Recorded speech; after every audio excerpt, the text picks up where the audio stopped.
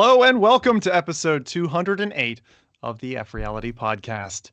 There has been an absolute avalanche of news in the past 2 weeks, so jump on your bobsled like the spandexed Jamaican team in Cool Runnings, and let's get sliding. Let go and let gravity take you. This one's a milestone. One for the ages. I mean it. We're in for an absolute saga this time. Just look at the lads. Look deep into their eyes. Do you see that? They've got a secret. Oh, awkward pause. How lovely. More of that later. This episode's deadly icicles are news lashings like tonguing a frozen metal pole, event recaps from Tokyo Game Show and EGX, water mains busted, Quest Pro leaks, and quick, somebody shut Carmack up. Where in the world is Mikey San Diego? No chills. No, you've got chills. A PSVR2 trailer special, and Pico 4 be bite dancing on your icy grave meta. After that, Dutch rap artist Natty Dog will be releasing a hit album called Releasing the Releases, with a physical snap track wrapped around the biggest bones in downtown, heavy beats, console crushing swings, and oh man breakdancing on his desk. No one puts a better finishing act on the show. Now, I sense there are some ghouls in this haunted mansion. So, dearly departed, do share your whispers in chat today, and we'll echo your hauntings for our spooked audience. FReality is a crew made up of mangy mutts, and you can see they're scratching at their cages, yearning to bark your ears off today. So let's uncage these hounds. First up, this pup sells skooma to the Zumas and those boomas. He's been to town on his scooty doot and back again. This lad's been punching up since the Great Rebirth and is still a fiery phoenix for burning news. Wafting licks of golden blonde hair stand atop our favorite professional chia pet. Nathy, my brother and fellow Twitter lover, how's making history? Well, when you said Scooty Scoot, I was like, that's Rowdy when he tried to make a selfie and face planted. Oh yeah, that was horrible. Yeah. I remember he showed us the wound and everything. That was beautiful. Yeah. I love that. It's kind of funny though. When I was at Gamescom and I was riding one of those, I was like, yeah, I also want to take a picture. And then I thought of Rowdy. It's like, no. I don't want to end up as Rowdy being completely purple, like purple face. It's so funny though. Like I think of that accident every time I see a city bike, like, in one of those rideable bikes. I'm just like, there's Rowdy, there's Rowdy, there's Rowdy. It wasn't that bad. It was just like, like I was not just like trying to do like a selfie pic. I was trying to do like a video recording with no hands on a scooter. What? that I thought, like I can skate, this should work, but it didn't. That does not sound good. So I speaking of bruises, I've heard that Nathy's been beaten up a few things in his place. So Nathy, why don't you tell us a little bit about your accident? Yeah, so I've been playing a new game. I'm sure everyone knows what I'm talking about here, but I've been playing a game and it's pretty fun. It's a good workout, and it's one of those titles where you're just swinging your arms widely and you just completely get immersed in the in the moment. A bit like Gorn, right? So a little bit. So I as you may know, I am recording my stuff in my living room for a while now. I used to record upstairs in my studio. There's still like battle scars on the walls everywhere. Of like you can just like every scar you can see which controller it was from which year. It's like a timeline on my wall of like all the hardware that came out, all the great and forgotten hardware. Yeah, so now I'm like recording downstairs, and since most of the recordings I do are all front facing, because I always face forward to the camera because it's more personal, even that you're wearing a headset. But I always find it very strange to talk to the wall and no one can see what I'm doing. Also, in terms of actions and stuff. But hey, sometimes you're kind of in the moment and you turn around and then you hit something. Now, I've hit many things downstairs too. My one of my cabinets that I actually bought to be hufter proof. So all the stuff around me is kind of, there. So if I hit it, then... What did you say? Hufter proof? Hufter proof, yeah. I don't know if you know what it means, but it's like a Dutch... What is hufter proof? It's a Dutch It's a Dutch word. Hafter. It's like you can bang on it like real hard, and it just stays So intact. What is a stays, hufter? Is a hufter like a tough guy, or what's a hufter? Do you know? Basically, yeah. Yeah, It's like a bra. Hufte. Yeah. That's what you mean, right? On hufte. Like rough Yeah, guy. yeah. It's kind of like a Hufter. like a bad someone guy. who is cool but not polite. like a bad guy. Yeah. Bad guy. Okay, so similar like what we've got like idiot proof or foolproof. Yeah. We've got Yeah. hufter proof. That's I what love that. We don't have a word for that. That's Yeah, great. That's what foolproof is I- not the same thing as No. a fool is not the same as a hufte. Yeah. So I have never really hit anything before like real hard. I did hit my PlayStation 5 a few times. Also, my Star Wars helmet that is right next to it, behind me. So this stuff that I'm talking about is behind me. But today, it was finally time to say goodbye to my PlayStation 5. Oh no! So no. I hit it with my controller, and not even real hard because I have it on video. I can't show that yet. You have to watch the video next week if you want to see what actually happened. But I hit it real slow. Are you crying in the video? And then it kind of, I'm not crying, no, but I'm like, that's definitely my PlayStation. It's the first thing I said, even though I didn't see it. You can, if you're watching the show in video format, you can see the scuffs on it, the marks. It doesn't look pretty. The panels are kind of screwed up. I already ordered new ones as we speak, so it's going to be fixed next week. Are the panels replaced? Because I know you the can PS5, just pop you them can off. put something on it. But are they replaceable, like those colors that they show you? They just pop off. Okay. Yeah, you can just so I bought new ones, just also white because I like the sleek design of it. But Chat's asking if you at least won the game you were playing. Priorities. I think so. I don't remember. I just kind of like quickly paused the game and then looked at it. But then because I was recording, obviously because I am an entertainer, I made a big thing out of it. So I was also I wouldn't say I was happy about it, but like after a while I was like, yeah, but this is also kind of good for a video. Like I almost broke my arm once smashing it against the wall, but no, I didn't. Well, I think I could have done. No, I didn't do it. You would have done a proper job if you were, but like, is it still working? Is your PS5 still functional? I can't say. You gotta watch the video. Yeah, but it went like, well, I already kind of gave it away because I bought new side panels for a broken PlayStation, right? It makes total sense. I know. But so I hit it real slow. So like the video is going to be comedic AF because it kind of moves a little bit to the left and the right. So it doesn't fall straight away. It first leans to the left, then it leans to the right, then it falls onto my vinyl collection of all things.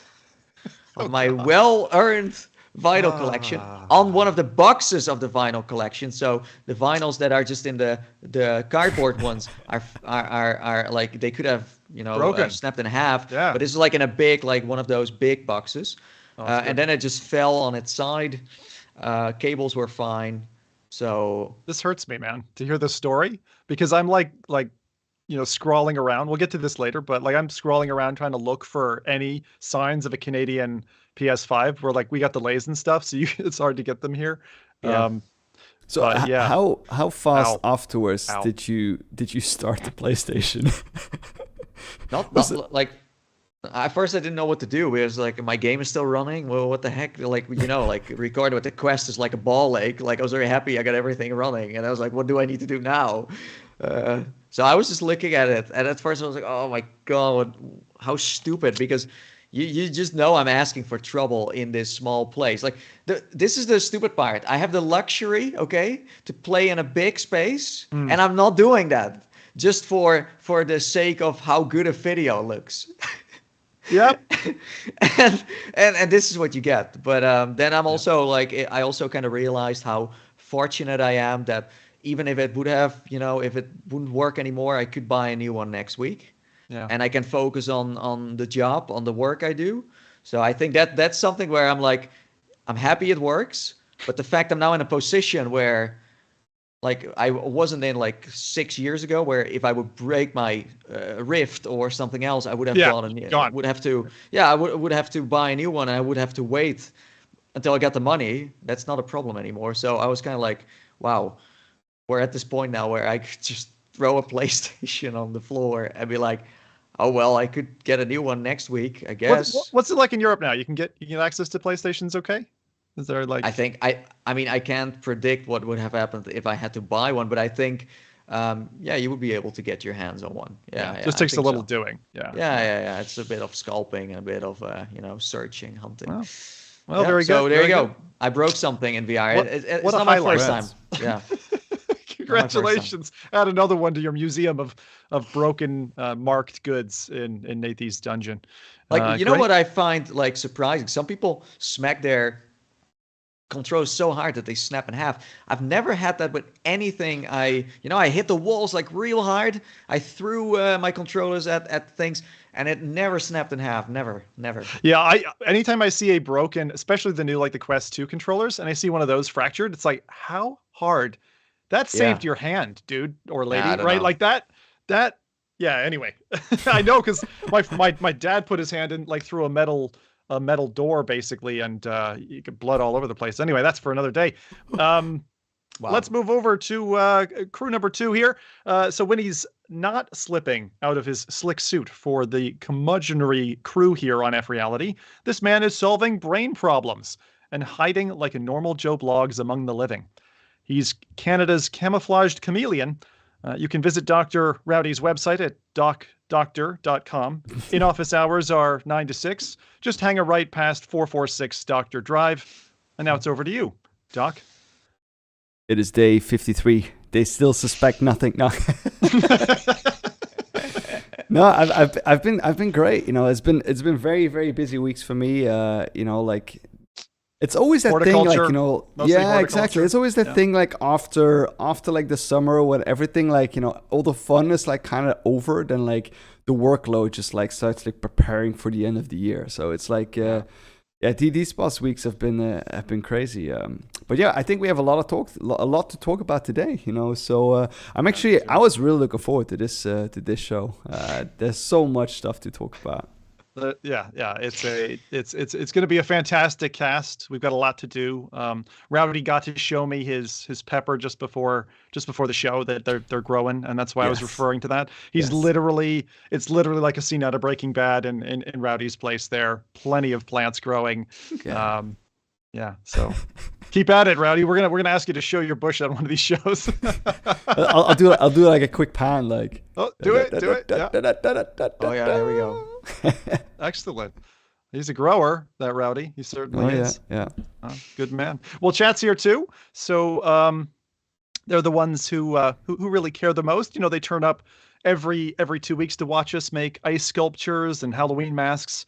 Have we got anything in chat, fellas? People asking any questions? We didn't really ask for what games people played. I see Brett saying that VR is a gimmick since he is like the voice of VR. Well, he's kind of like the Edward Snowden of VR. He's the Edward Snowden of VR. So maybe he's right about it. I don't know where this leaked, but he should leak. He should leave the country. He should flee from the metaverse. They're after him there. Definitely inside. A flight risk. That would be kind of crazy if you would get spied on from within VR. So yeah, that's something I've seen. Virtual Steve says he's been playing Boneworks. Well, that makes sense, right? Yeah, getting his bone working on, getting all that ready for more we've got. That's coming too. Yeah, how long was it ago again that the game came out? 2 years at least. 2 years? 3 years, I think. Yeah. Did it ever get like DLC stuff? No official DLCs, right? But it had plenty of patches that like fixed. You remember how janky that game was when it first launched, like climbing a ladder or anything? Rowdy knows because I remember him talking about this. So that's coming. Very good. Well, that's fine. Chad, if you don't have, we'll give you some more time a bit later on as well if you want to tell us anything or ask questions. So my highlight, I have a massive highlight, absolutely massive, which is that I finally beat Skyrim. I finally beat Skyrim. Wait, what? I know. I already beat Skyrim. I was right there next to you. Was I watching you like? I beat it. You missed it. I was there. No, I was there. I was there for a moment. I thought he was just casually playing it again. Like his temple looked kind of epic. Yeah, I'm not gonna lie. And it was really hard. He died so many times. I've never seen him die so much. But then I was like, honestly, I've never even seen the end of Skyrim. Really? There you go. I'd never like. Yeah, I hadn't can we spoil this after like this like long like the game is out for like 84 years. What's the end? It's difficult. All right, I'll tell you what. I will put my hand down. Well, that's not going to help our audio listeners. I do want to kind of get. Give me 60 seconds. Okay, here's the lowdown. What happens at the end of the game? At the end of the game, you get lost in the fog. You find a big spiky bone dragon, and you kick him in the face. Okay. Okay. That's it. Oh, and then you go back. The weird thing. Okay, I'm going to lower my hand now. No more spoilers. After you finished it, what can you do in the game then? So after I finished it, I had a bug, which was really interesting because I go back to the real world, and then there's a literal gang of like 8 dragons waiting to beat me up, and they killed me. What you did? It's like they were all pissed. That I killed the big guy, and they killed. Apparently, that's not supposed to happen. So one of my mods obviously went haywire, which enhances the dragon experience, and it felt like it was a scripted part of the end game. And I was like, "Is this what's supposed to happen?" It was really strange. So I still have all the side quests and things to do, but yeah, like 5 years on the trot. Still 6 years of content. So, my God, I'm going to estimate. Probably 600 or 700 hours for me to get to that point. All in VR. And like, if I counted the number of quests I've completed, it's probably like 34. It's like I'm not a quest completing guy usually. I've really had to push these last 6 months to even get to the end of the game. But yeah, thank you for everyone who's watched that journey for the last 5 years. I've been really enjoying that one. First, he's like staring at the menu for like 80 hours, and then I blinked twice, and he finished the game. I'm actually very surprised that he finished it. I'm so proud. I'm so proud of myself. How did he finish it? It's ridiculous. So there's about 50 quests still to do, and various. So there's loads still to do. I'll still be doing shows on it, but I like that one. The D1360 VR says it's a Skyzim moment. Skyzim. It was good. And aside from that, there was a little addiction that I picked up in the last 2 to 3 weeks that I have to mention. Skooma. There's aside from Skooma, it's a little AR game. Any of you guys go crazy for Pokemon Go? Because it's another Niantic game that I've gotten into. In the beginning, but not really. Because it's crazy. So they have had. And I wish I had my note on this. I think I deleted it. But what was the original Niantic game? Do you remember? The original Niantic game?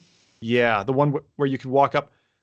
Chat will definitely know this. The second game in 2016 was Pokemon Go. The third game in 2019 was a Harry Potter one, Wizards Unite, which is getting sunset very soon. Ingress. Thank you already. Ingress, yes. Ingress, 2012, right? That's 10 years ago.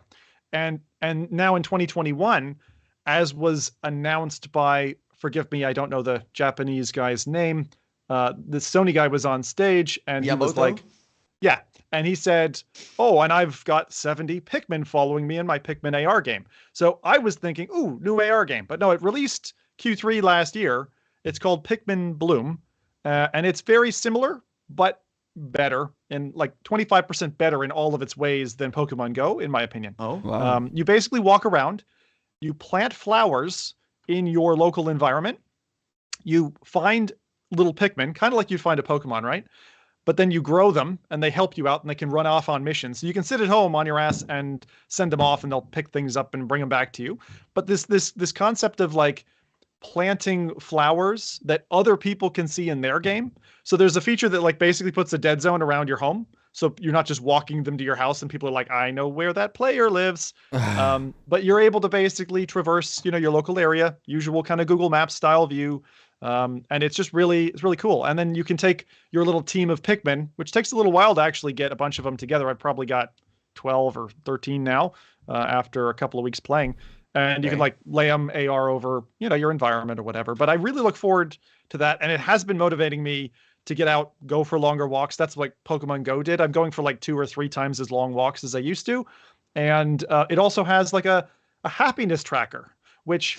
Happiness tracker, okay. Yeah, it's like, so every day it will scrape your photos from your phone and it'll just pick one and it'll attach it kind of like Wii style. Back in the Wii when you could put a stamp when you played like Wii Fit, you could like put a stamp on the day. It does that with a random photo. You can choose to change it, but it's nice because it just grabs a random one. So it gets the vibe.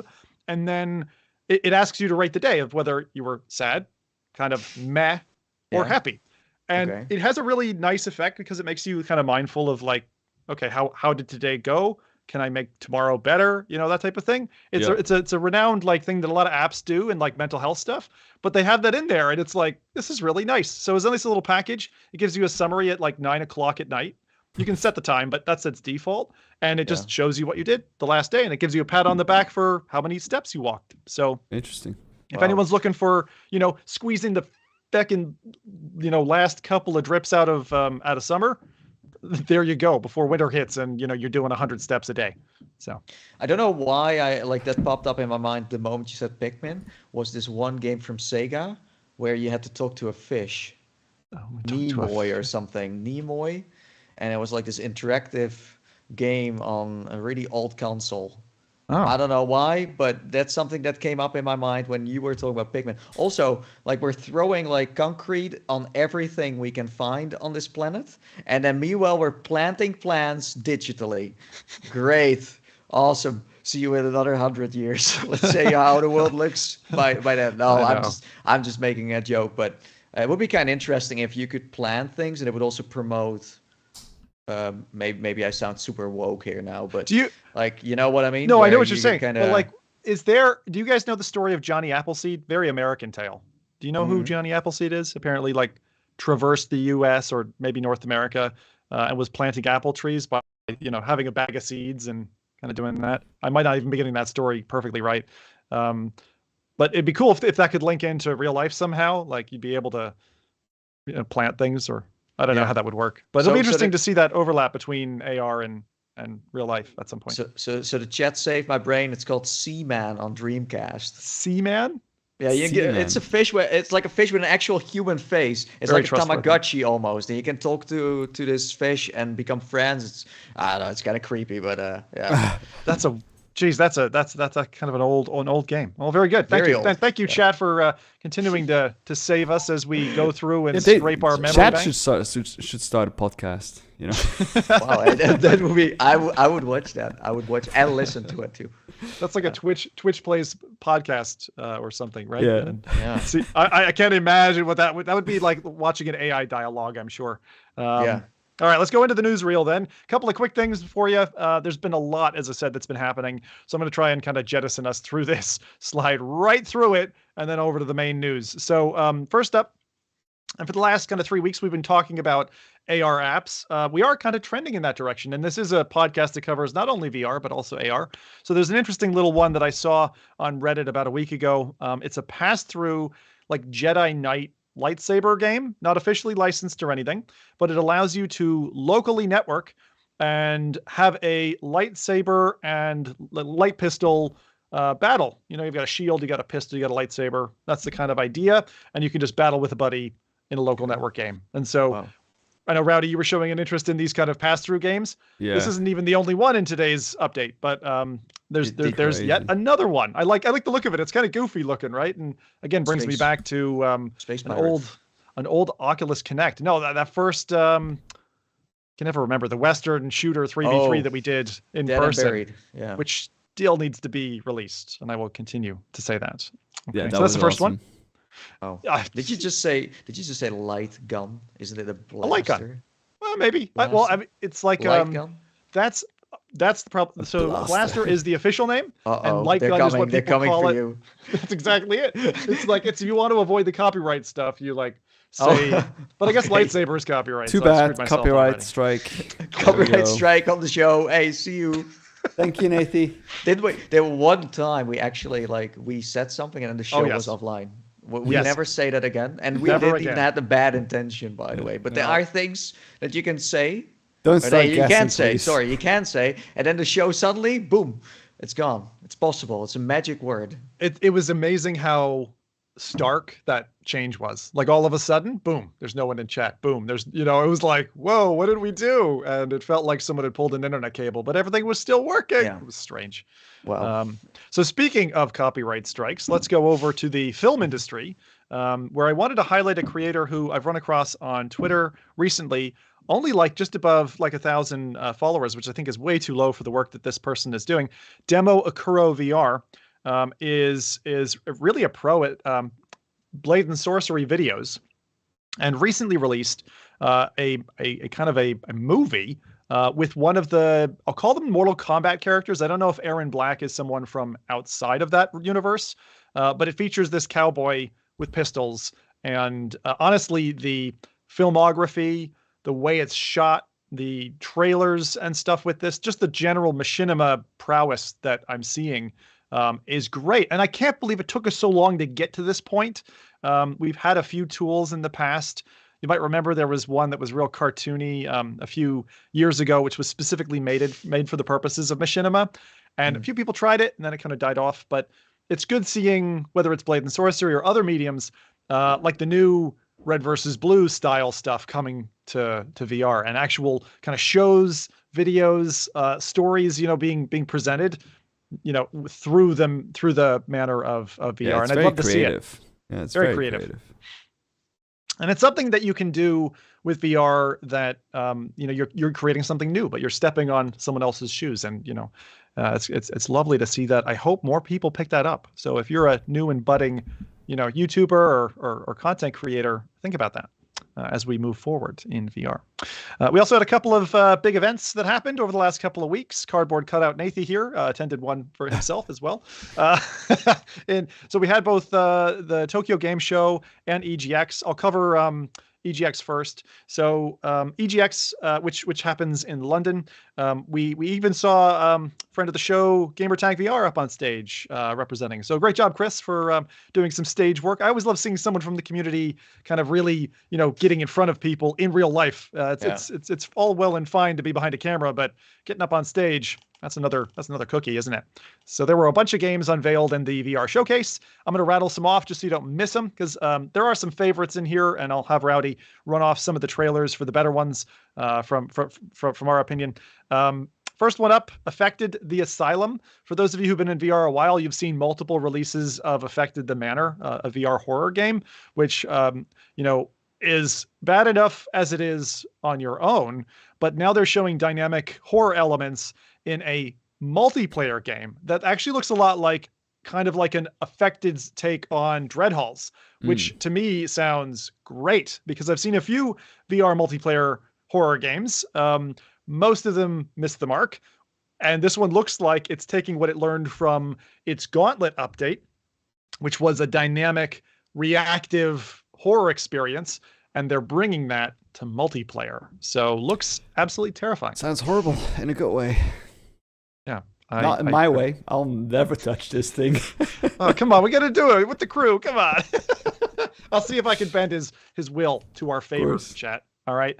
A couple more here. So we got Veil, upcoming FPS. A lot of you have seen this on the web. It's looking to revolutionize esports. We'll see if they manage to do it. It might be about the right time for that to start to actually sink in. We saw it at earlier Connect events, right? Earlier showcases that Oculus put shed loads of money into, and it propped it up kind of virtually for a time, and then it slid away. But we're starting to see esports become a real deal. They've got a live event coming up in Florida, which is pretty cool. And aside from that, then we've got a few other things. We've got Aspire 2. Some of you will recognize that's a game coming later in 2022. Squingle, which is I'm a big fan of Squingle. Proper indie game where you look like you're tracking these weird balls through what can best be described as digital intestines. They've done a pass-through update. So this is the second one on the show where pass-through feature has been heralded. Be really interesting to see that in your living room, this kind of weird mess. Squingle ready to mingle. Squingle. That is the perfect tagline, Nathan, for when they do multiplayer, because I think they're working in the background on multiplaer. Yeah. Squingle ready to mingle would be amazing for that update or a sequel. Patent it real quick. Yeah, do it. Get that money. Copyright it. Another one that's co-op is Drop Dead The Canyon. So this is Drop Dead, which you'll remember from, I think, all the way back to Gear, but it was certainly on the go. They have had a co-op experience before, so there's another one coming out. New tech from them. Drop Dead is coming. We've got the Exemplum program. Really weird game. Here we go. Fucking weird game. It's a relaxation app composited with mini games. Looks bizarre. Okay, looks bizarre. I don't know if it's bizarre in a good way. Looks bizarre in the lead art director and game designer had an idea and they said, we'll do it. So I don't know. If you're into WarioWare mixed with relaxation, then Maybe. Ziggy's Cosmic Adventures is a cockpit space game. We've got Guardians Frontline, a re-release of Guardians coming out, PvP 8-player experience. Broken Edge sword fighting 1v1 game. Everslot Invasion, which we've talked about before, and then a new game was teased with a trailer, which is based in the Stellaris universe called Ghost Signal. And actually, out of everything at the show, aside from Affected, Ghost Signal is awesome looking. It's got like a homeworld-like look to it, vibrant colors in space, which for me, when you went through like Elite Dangerous games that are like, you go from grades of black to shades of gray and that's it. There's almost no color in space. I really like it, especially in the time of the JWST telescope that we've got color returning to space, giant creatures the size of planets. Looks like it could have fun like FTL, right? It's a roguelite experience. You're able to kind of push into the universe, blow up, push back again, and repeat. So I actually really unique. Played this. You played Ghost Signal. Tell us, please, Nathan. I'm really curious. I did play it. It like back then it didn't have a name yet, so they just told me you're playing something. Project How long ago X. was this then? When did you? Like 2 weeks ago. Oh, right. Okay. At Gamescom. So Fast Travel said we have a AAA title that we want to show. Although I didn't expect this to be there. It's not really my genre, to be honest. But I did play it. Surprisingly enough, I was very good at it. But I was just spamming the buttons. Although the demo they gave was amazing. The guy, like the lead dev, I think, was really good at like explaining a title that if you're not like good at a genre like that, you would still kind of enjoy. But it's like third person, you know. So it's kind of, but it's good. Like as we said many times before, like RDS hasn't really seen much money in the VR scene. So even that I am not a huge fan of this, I am very happy that this is happening. But they really need to get it going. Plus, marketing wise, they need to find a way to sell this kind of stuff, because the third person thing just doesn't do it. It doesn't matter what it is, if it's a platformer or this or something else. That kind of puts people off. But you also don't want to troll people with like a trailer where it's, you know, those trailers where you see like this CGI trailer and like space cadets and it's cool looking, and it looks like it's a first person kind of Doom game, and then in the end it's just like that is also like the worst way to, you know. So they have to find a midway to kind of get people, because it is kind of cool. The moment you're in there, you're like, oh yeah, I could kind of sit back and relax and play it, you know. Yeah, I'm with you on that. Like, it's especially when it comes to third person games. I know we share an interest in that in VR, but I agree with you. It can be totally off-putting if you see a trailer and it's third person, and marketing it is going to be right for the game to be successful in the end. But if you played a game like this, there was one a few years ago, and apologies, I don't know the name. It was something under a Sheltered Moon or something like that. Very homeworld-esque, very single player. But the thing I like about this is, and a lot of people are maybe sick of roguelikes at this point. It seems to be like the new zombie thing or the new World War II thing, like everything's a roguelike now. I really like that. I like the ability to kind of play it and play it again, provided it's got the right incentives to keep playing, you know. But that was the badass part. You play, like, I died at one point and he said like, now our demo is over. And I didn't get to play again. I just got to play two. So if I died in the first level, we'd be like, hey, so that's it. Hope you enjoyed it. No, but it was cool. Like there was like this monster that showed up that I had to fight, and you had to like multitask. So you had to look at the right at an enemy and then use a missile or some other weapon like a laser to shoot him. And then meanwhile you had to look at the left and also kind of have your ship moving, because it moves in kind of like steps. It's kind of like playing chess in space, where it has like little steps that you have to do in between. And then every time you leveled up, you got like to this timeline and you get to choose where you wanted to go next. It was like mystery or like monster, and you could kind of choose something. Right. Yeah, it was really, I like nice. The grid-based. I like the grid-based space, because it usually sees smooth motion, but very rarely do we have a 3D space grid, almost like those hexagon games, you know? Yeah, it's so more like where the ship would go. Yeah, I like that.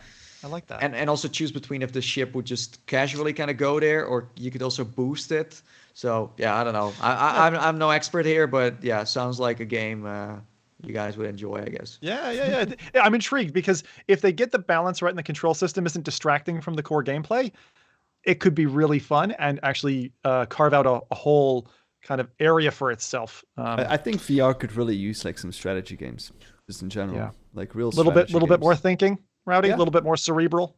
Yeah, I think so. Not puzzle games. I don't like them. That's too much thinking.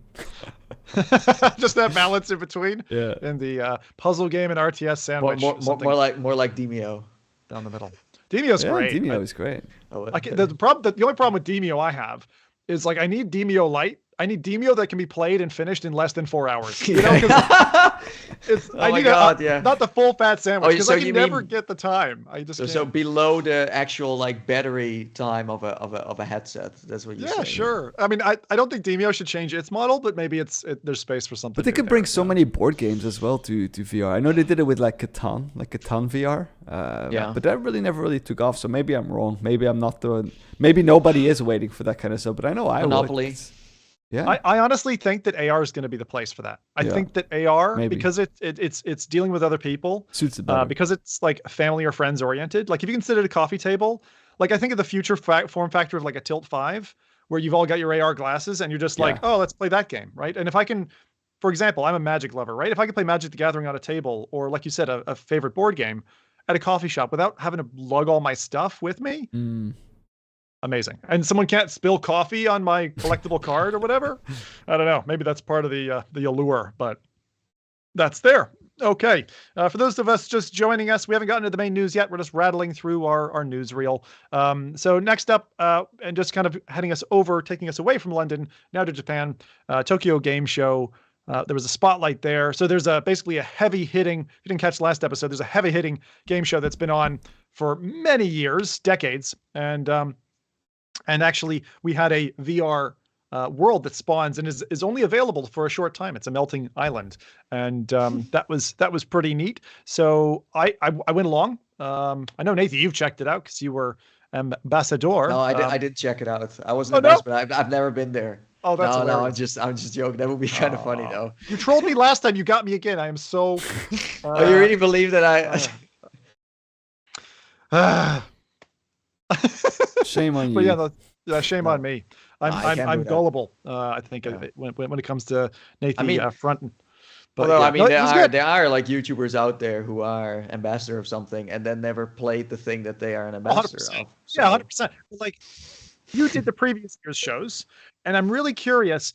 I liked it a lot. It was really weird how it was like laid out. I think it was laid out well. You basically had like a run track around a central node and then a tree structure where you could spiral downwards to the bottom. Yes. And if you played the gamification in the Tokyo Game Show, you'd be able to, I think, unlock a portal or something. I don't actually know what the end state was. You have not been to the end? No, I didn't. What is at the end? Now that what happens? So this is the funny part. So I was like the ambassador of the show, but I didn't know what the ending was either, and I also didn't know how to get there, so I had to figure it out myself. So I went with like one of my friends, and we kind of scrolled around a bit. But it was a very smart tactic. So basically, the virtual Tokyo Game Show was taking place underneath the physical Tokyo Game Show, but in VR. So they kind of made a story where you actually took the wrong turn at the physical event, and you ended up in a mine where there would be another Tokyo Game Show taking place. That's kind of how they came up with it. I thought it was like kind of cool. That's a cool idea, yeah. Yeah, so they gave you the feeling you were also going to the physical Tokyo Game Show, but in the end you kind of end up somewhere else by accident. But it was like this big mine with 3 big areas: the quartz area, the forest area, and the what was the other jungle area? Space? I can't remember. Space. I remember riding on a jet ski. It was really interactive, actually. Like various booths were interactive. You had a virtual camera. It was more interactive than before. Yeah, they really tried to throw some more stuff in. But like the trailer pops work very well. Like you're watching a flat trailer, but then it kind of pops in space in front of you in a very comfortable way. So where I've been to these kinds of showcases before, you're kind of like watching a trailer that's at an awkward angle. Anyone who's been in like a VR chat or an alt space and like, watched from a strange angle, it didn't feel natural. They fixed that. That's it. That's great. So in each area, you had like a shrine that you had to fire up. You had to light the fire of this shrine, a bit like the Olympics. So the way you did this, and this is the smart bit, is but you watching trailers and stuff. So they indirectly force you to indulge yourself into advertisement, but in direct. a fun and interactive way. It's a direct way, but it's fun. Yeah. So they're like, here's the checklist. Yes. Go do your tasks, which include, must I say, a Ralph Lauren booth. Yeah, you can.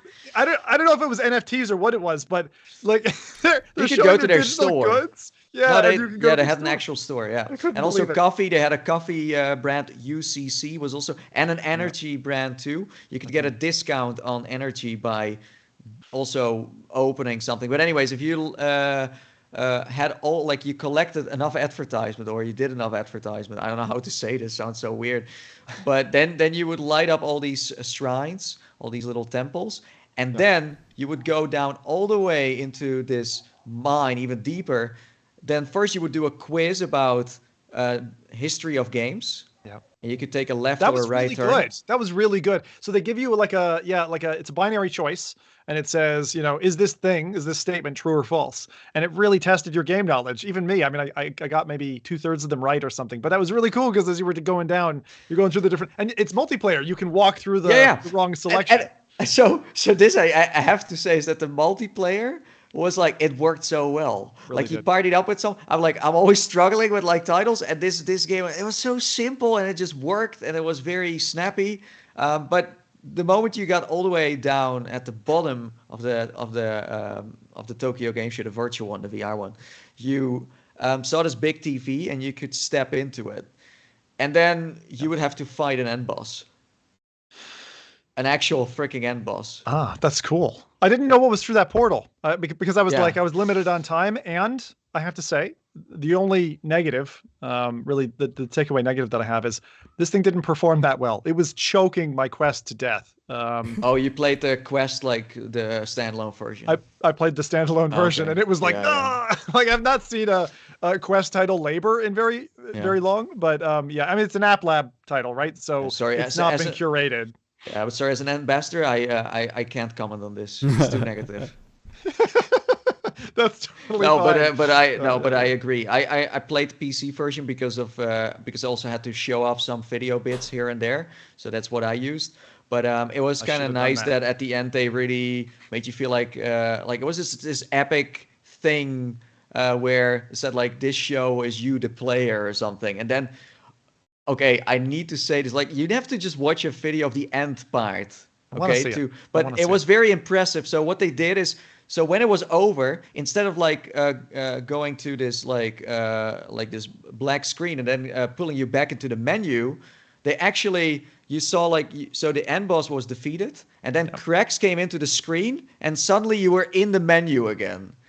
And then this little end boss showed up in the menu and did like a little talk there too.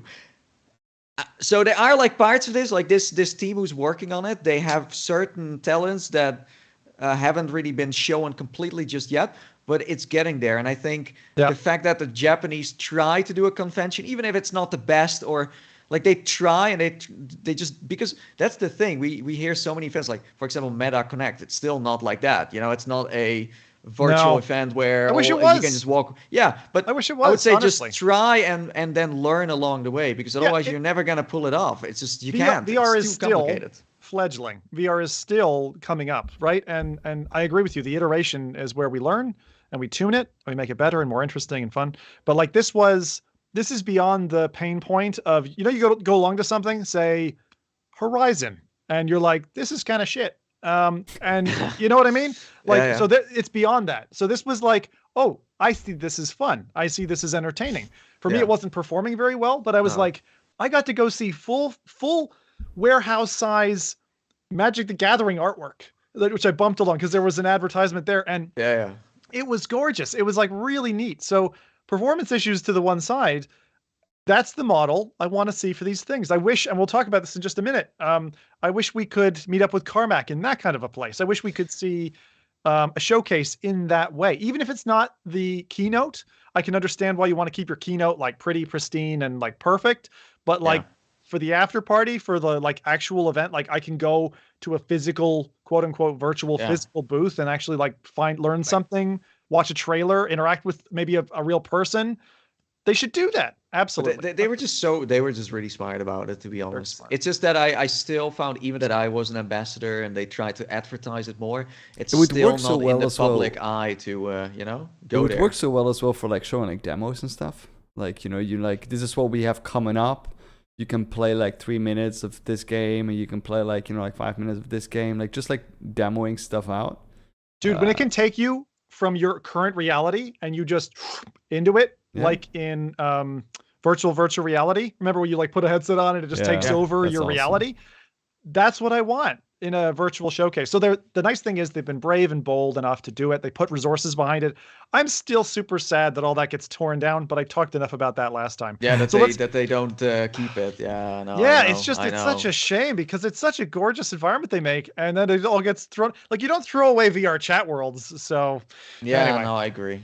Anyway, so we did also have in the real Tokyo Game Show, the real life one, the one above ground, right? Above ground, yeah. The above ground one. So Meta was there, which is really funny because it's like they weren't showing in other places, but they were showing. They weren't at Gamescom. The game show. Yeah. Weren't at Gamescom. Very strange. Oh. They had a couple of booths. There were some Meta creators there doing some coverage and videos, some ambassadors from that program. So we've got a couple of kind of pictures and videos from that, just to kind of show you what their presence looked like. Looked very nice. There was of course also Pico was there as well. We'll be talking about the Pico headset a little bit later. But that was kind of Meta's little stand. I particularly liked the spots for Among Us. I can't wait to play Among Us in VR. I think it's going to be loads of fun when that release comes. It's one of those that me and the kids get to play all the time. So playing a VR version of that is going to get, I'm sure, my family giddy. So I am looking forward to that later this year. It's very strange, though, that they did show Among Us at Tokyo Game Show and not at Gamescom, because they were there, and I did ask them why they didn't want to, or why they didn't show it off. So they were ready to show it off, but they said if there would be an outbreak at Gamescom, then it would have a negative press on them, saying like, yeah, I got COVID because of Among Us. Oh, because of the face thing. Yeah. I think that's being too nervous, honestly. I think Meta need to put the big boy pants on and be like, guys. But this was Shell Games. This was Shell Games on their own, because Meta wasn't at Gamescom. But right. But yeah, I don't know. But but I'm sure they're going to be puppeteered to some extent in that contract by Meta. So even if that's Shell themselves deciding it, that's true. I think kind of like what we used to have with Locomotion. Remember when people were really like, don't do smooth Locomotion? I think it's now that for COVID stuff. Yeah, maybe that's the reason why they weren't at Gamescom and they were at Tokyo Game Show, because everyone was following they were wearing a mask. At Gamescom, it was just the Wild West. You didn't have to do anything. Exactly. Stay alive. Well, stay alive if you wanted to. You see the difference. And when I say we're through it, I meant like the majority of the lockdowns and kind of, I'll say, normalizing what that means to our society. Like, we're all used to it now. It's not news anymore. It's like it's ingrained. It's part of our lives now. But I also have an open heart for any studio or dev company. Like, you do how you want to do, right? In the end of the day, we're going to play your game, right? But it did feel a little bit odd that Tokyo Game Show got it when Gamescom didn't. Another thing that came out, which I couldn't believe, my jaw literally hit the desk. V44 meta release now coming up, right? Remember, Nathan, I know you've had your placards out shouting about this one for at least 2 years. We're getting, 16:9 format recording for creators. We're getting stabilization. You can change your compression settings, all these things that you've been able to do through like screen copy, and I'll call it the kind of side loading way of getting at it. And even the ability to lock an app with a pattern, which is weird. So you have a dodgy app on your device you don't want people getting at. You can draw a little symbol, whatever you feel, to lock that down. Parents and guardians also getting to be able to block side loading, which makes me a little nervous, because that feature, they're like, hey, parents and guardians can now block side loading. It's very specific too. They've also developed the tech for Meta to block side loading. So they could just on their next device or whatever be like, oh, sorry, you might be on an Android kernel or whatever, but you're not circumventing our game. You're not, sliding or have it on by default when you sell the headset to people and they don't know. It's the, same kind of like when you have to turn on developer mode to get started too. So it's another switch behind the switch. Interesting. Yeah. I think the recording thing is a good start, because I'm saying good start because the frame rate is the highest you can go is 36 frames per second at a variable frame rate. So that means that there is a lot of like desync happening from time to time. Plus 36 is still reminding me a bit of like going to the cinema back in the days of Charlie Chaplin. Like I record my Quest content at 60. So it can definitely pull it off, but I'm happy it's there. Hopefully they will, improve on that. Also for Quest 3, please, fix it and have it even higher, because I think this is a good start, because you can also do TikToks with that. And yeah, it's great. That's what I was going to ask, because I didn't see it in the announcement. Can you do a 9:16 for YouTube Shorts and TikToks? You're saying yes. Yes, you can. Yeah, you can. But I don't know. Like I know that in if you use the developer mode of Oculus, you can actually see these black bars in your view, so you know what is actually happening and what is outside of what's in and what's out. Yeah, exactly. I don't know if they already did that for, let's say, the consumer version. I don't think they really want to get into that, because that's like messing around with the resolution stuff. But I find that very handy. It's not very immersive, but at least for the video stuff, that people see what you saw, and I think that's all that counts. So this is good start. Very good news, in particular, I think, for indie developers. And I say that also, because when you're trying to make a game, say for Quest, and your development effort is going into getting the thing made, one of the things I see very often people don't have time for is self-production of videos. Oftentimes you see a really rubbish recording up, and so in particular the stabilization feature, which will help, and it's something that I use for all of my live streams, is the ability to just not have that head bob, that head shake, that really makes watching VR content less pleasurable. So it's really good to have that in there. It'd be rolling out. This is Meta's normal strategy, right? It just kind of feathers out to the globe. So keep an eye out for V44 coming to a headset near you. Okay. And similar Meta news, I've got a couple of Meta points here. Their Reality Labs have just shown us a really interesting user pose reconstruction video demonstrating what their labs have been working on in the R&D department. So it is a reinforcement learning driven model, which without any leg trackers, foot trackers, nothing south of the border, they are able to detect and figure out, hey, I think this is what Rowdy looks like walking around his room. And so they've got a showcase for this, and they're showing you off a dude jogging around an environment, and the body does a pretty damn good job of keeping up, kind of like an inverse kinematics model of when the feet are hitting the ground, when the knees are moving, no weird arm bends. And we've seen several videos from Meta on this.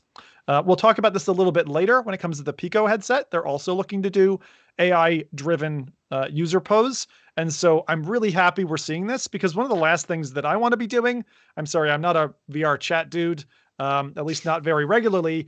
I don't want to be charging 3, 4, 5 trackers, spackling them around my body, and having to put that on and off, and put that on, take that off every time I do VR. What does this mean to businesses who just kind of got started, like Tundra and? It's the same as hand tracking, right? You're still going to want physical control. You're still going to want accuracy in those data points. It doesn't remove them from the market. It just means the low effort folks like me, who are like, I'm too lazy for that, are going to be able to just sit back and have an update come, and they'll be like, oh, thanks. And now I know you're tracking my crotch. It's a logical step, like going from like the data they collect to like try to interpolate that or extrapolate that to like a model like that was something that I think that we all expected, especially considering the experience that they already had in their hand tracking. And these are just like things like, pushing the technology to the maximum, like using the technology they have available to try and deliver things without providing extra hardware, which I think is a smart decision. Yeah, absolutely. And then there's a couple other pieces of news that we got from Meta as well, and in the wings while we've been going. Like I said, this has been a crazy 2 weeks. Like, we've been absolutely just flooded with stuff, and I've had to cut a bunch from the show, but hey, I'll give you the little bits and pieces. We've also got private homes coming, as covered by Road to VR, which is another, what I'll call, parody rec room feature. You have a space where you can bring people, and great. Now in Horizon, it's getting that iota better.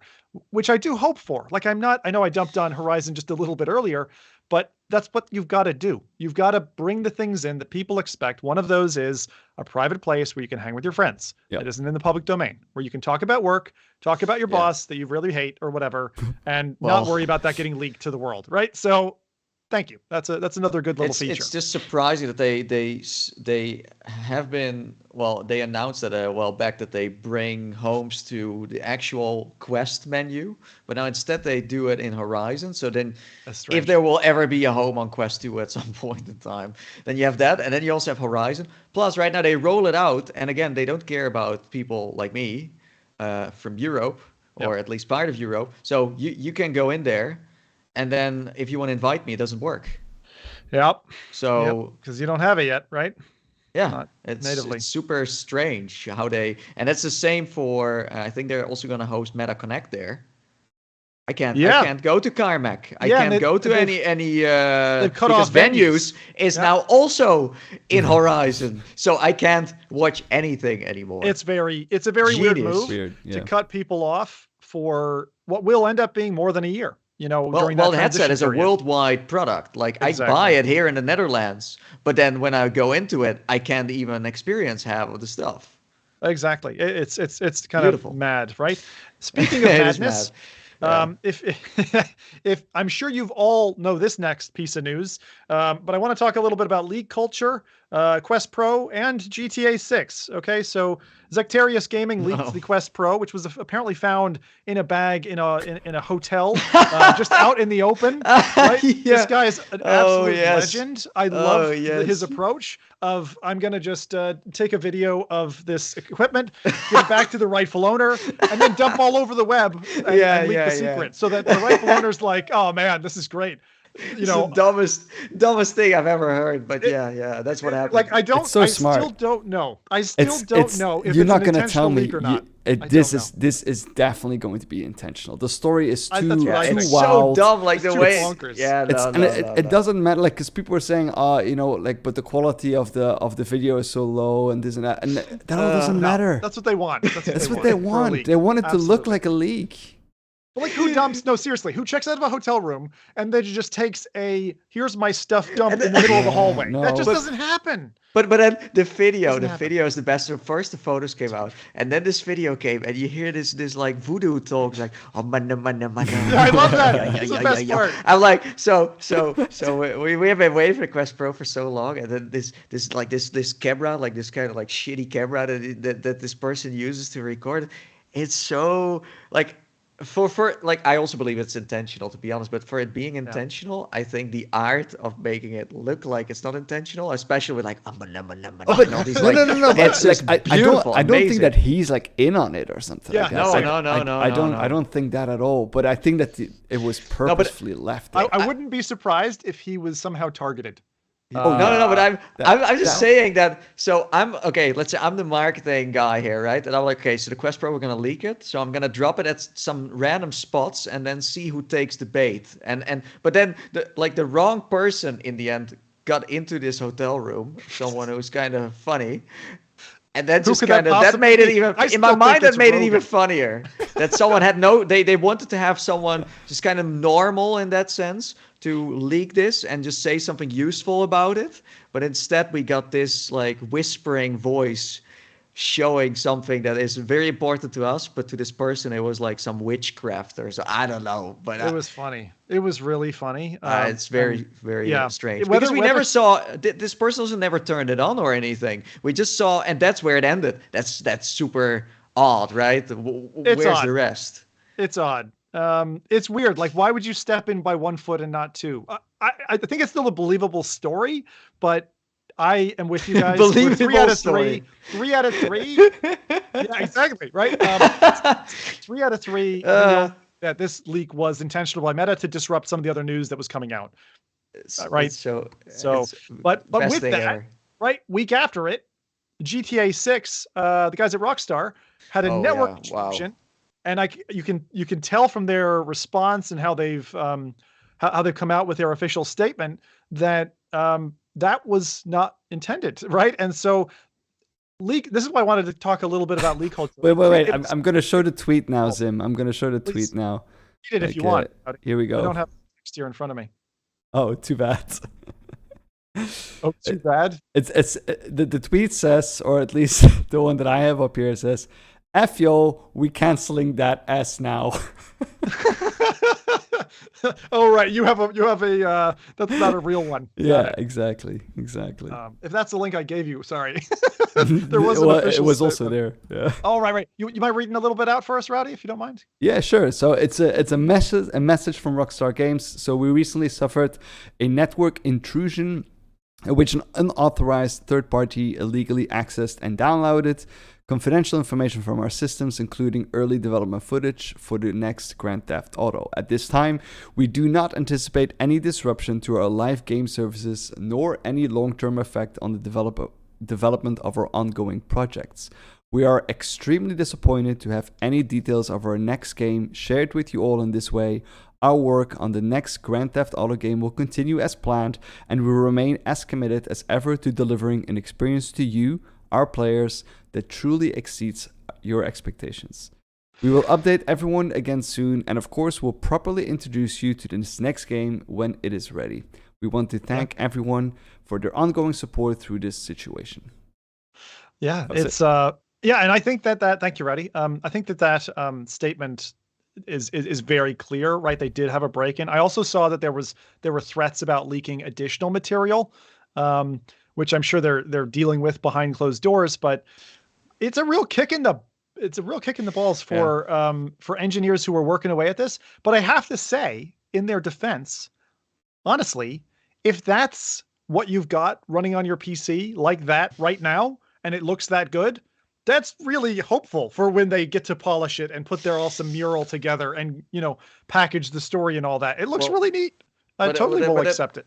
But that was the problem, because I think the majority of people thought it didn't necessarily look that good because it's all development footage and it's not made for the public to watch this. So they were like, why does this look so basic? And why, for example, there was like a door that closed and opened and it looked kind of wonky. But that's the thing is, this is just people are complaining about a game that is not finished, that it's not finished They're yet. not allowed to see. Yeah, true. But why is this game not finished yet that you're developing right now? It's gonna be sick, dude. This game is gonna be super sick. It's gonna be great. It looks really cool. The protagonist or whatever that you saw featured. I only took little bits and pieces because I don't want to spoil it. Strip club. From my perspective, your favorite I think the game looks like it's really on the like it's going where you hope it's going. I'm just happy that they keep on pushing the boundary, not only on the graphic side, but the actual gameplay. I think they did an amazing job going from GTA 4 to GTA 5, and the concept always kind of stays the same. You know that it's not all of a sudden going to be set in a medieval forest or something like that. It's still GTA. It's not Skyrim. It's not Fallout. It's a genre. But the gameplay in itself, even though that the grand lines of it, they stay the same, but there is enough stuff added and enough differentials that get thrown in there that are make the game new again. And I think that they're doing a great job with that every time. It was nice that we got a little bit of a sneak peek of one moment where you get to do a mission and you have this character talking and it's all these new people. I think that's awesome. I definitely play it for the fact I can just explore this open world. I don't mind if it doesn't look super next gen or anything, but the characters and everything. No, I love that. Every time you boot up a new GTA for the first time, dude, it's so epic. I just keep driving and then I want to do a mission, but then meanwhile I'm like, well, what's over there and what's here? Yeah. And it's beautiful. Skyrim does it as well. The Elder Scrolls does it as well. It's man, what if I don't do this now? I'm going to just go this way. And the fact that you can, the thing I like about the Elder Scrolls is that there's in the beginning there's always a little bit of hand holding, and then all of a sudden, and they do that with Fallout as well, and all of a sudden they say, okay, now it's you. Go ahead. Yeah, now it's you. Now it's your turn, right? Yeah. Plus, online is so addicting. I played so much GTA Online. It's it's your social life, but in a virtual version. It's kind of like the metaverse in a way too. It's its own virtual. I would actually say, Nathan, I haven't heard this up until now, but I agree. It's like a metaverse that people already know. Right, GTA Online, which is great, and we're seeing those pockets. Now we just need to connect them, or maybe not. The internet that we know and love isn't the only internet out there, right? There are plenty of dark webs. I thought like other planets, like aliens, also had internet. I thought that's what you were aliens saying. also have internet. Maybe I don't know. ET, home intelligent phone, life. phone. Maybe they invented Reddit too. I hope not. Can you imagine reading alien Reddit? That would be so awesome. Just see what they say about us. But yeah, we've got a couple of upcoming events. We ran through the various events that are coming. We've got the Meta Connect thing coming up on October 11th. Okay, there's this Veil tournament coming as well. I mentioned before, but with that, there is one of the best things that happen to us once a year. We've got John Carmack, world-renowned gaming legend, engineer, and rocket boss. He puts on a no bullshit show every year, except for maybe last year's. And this year, we'll be putting on a likely leashed conversation for Meta at Connect. But he went to Twitter and he said, "Hey guys, what questions do you have for me?" So I picked a couple of choice questions that were fired at John for us to just reflect on here. First one, and my favorite of the bunch, Tony VT, i.e. Scared Ghost, says, "What scares Meta about at the Apple headset?" And so I'd love to hear John's take on that if they don't muzzle him. VR Advocate says, "Why is social VR such a shit show? There have been numerous attempts at making Rift, Go, Quest social, and they all kind of suck. Why can't we seem to get it right?" Oh, please, I want to hear. I'd love to hear John's take because, years ago we heard him, go on about mobile VR, standalone VR headsets, and that's where we are today. Finally, Tipatat, a well-known VR investor, asked, "Any progress on doing body tracking from the cameras on the hand controllers or other ways to get body tracking without extra accessories?" Right? We just talked about that. Yeah, exactly. Yeah. So, gentlemen, I don't know if either of you asked questions, but what would be your questions for John if you could ask one? And chat, if you have any questions for John that you would ask, or maybe don't feel like you can ask him, let us know in chat right now. While we just recap some of the micro news that we've just dosed on. Okay, so you guys just tell me if you've got a question for John that you want to share. What is your favorite color? Really? Is that what you'd asked him? That's a good one. What's your favorite animal?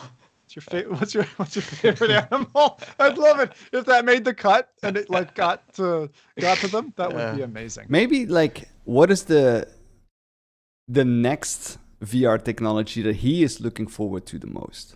We have eye tracking, we have inverse kinematics, we have all these kind of different things. But maybe what is the next big thing that he is looking forward to? I would like to know that. Him individually. I think that would say it a lot. Yeah, him. Well, I hope, Meta, if you're listening, John, if you're listening, pick that one up. We'd love to have it featured first on your show. Well, we featured you on ours, so it's only fair. Yeah. I'm looking most forward to his video stream. I'm not looking so forward to what he did last time in what was called still Facebook Horizon back then.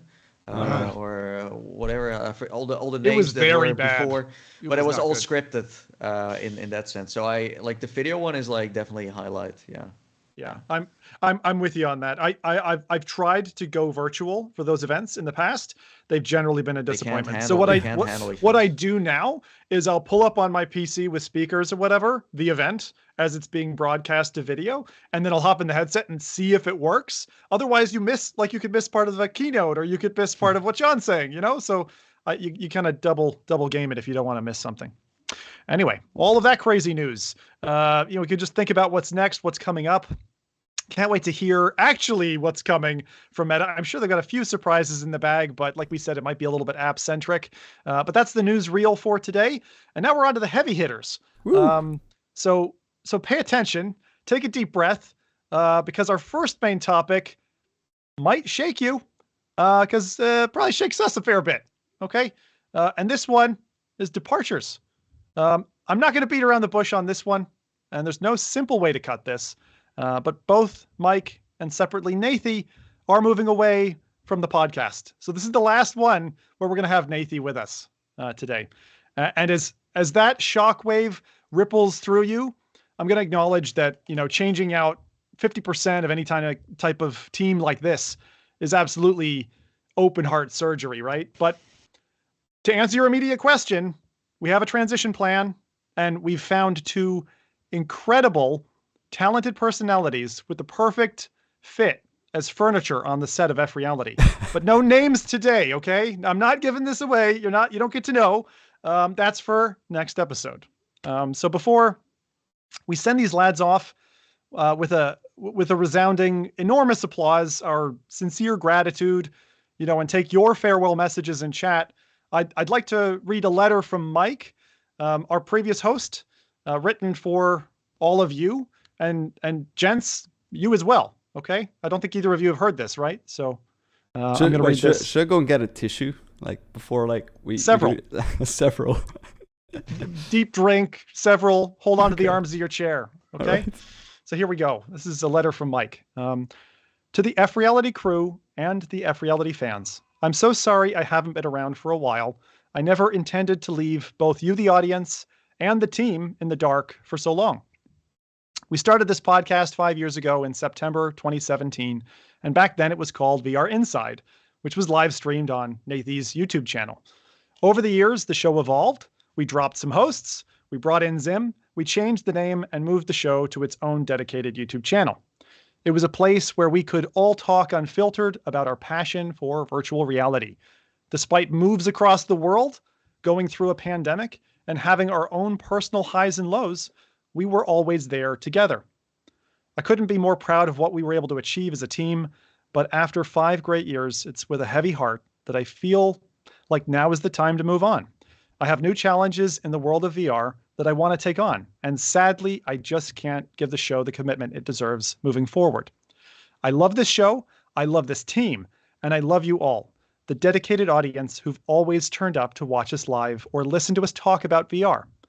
Thank you all from the bottom of my heart, and I wish the team the very best of luck with the show moving forward in the future.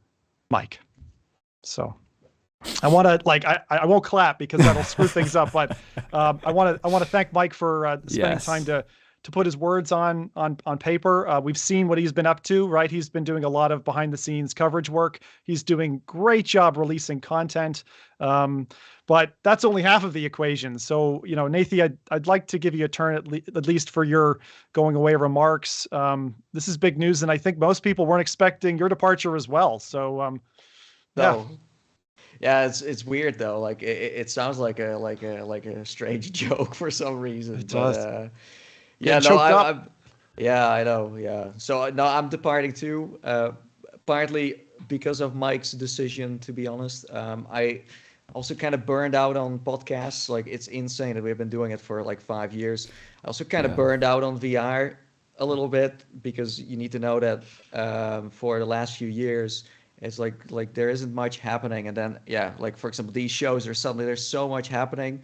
And next to running the podcast, there's a lot of other stuff happening too, that I felt like if I wouldn't stop now, I think I would go on for too long, and then I would kind of burn out to the point where my excitement for doing podcasting is gone, because I still like to just discuss VR. I think it's amazing. If that's on a podcast like this one or something else, I mean, I'm still down for that, but to be a fixed guy, of course, to do it every time, I just kind of felt like it was to the point now where sometimes I was really into it, and funny enough, every time I'm in the show, I think it's amazing. I love it, So it has never been anything personal.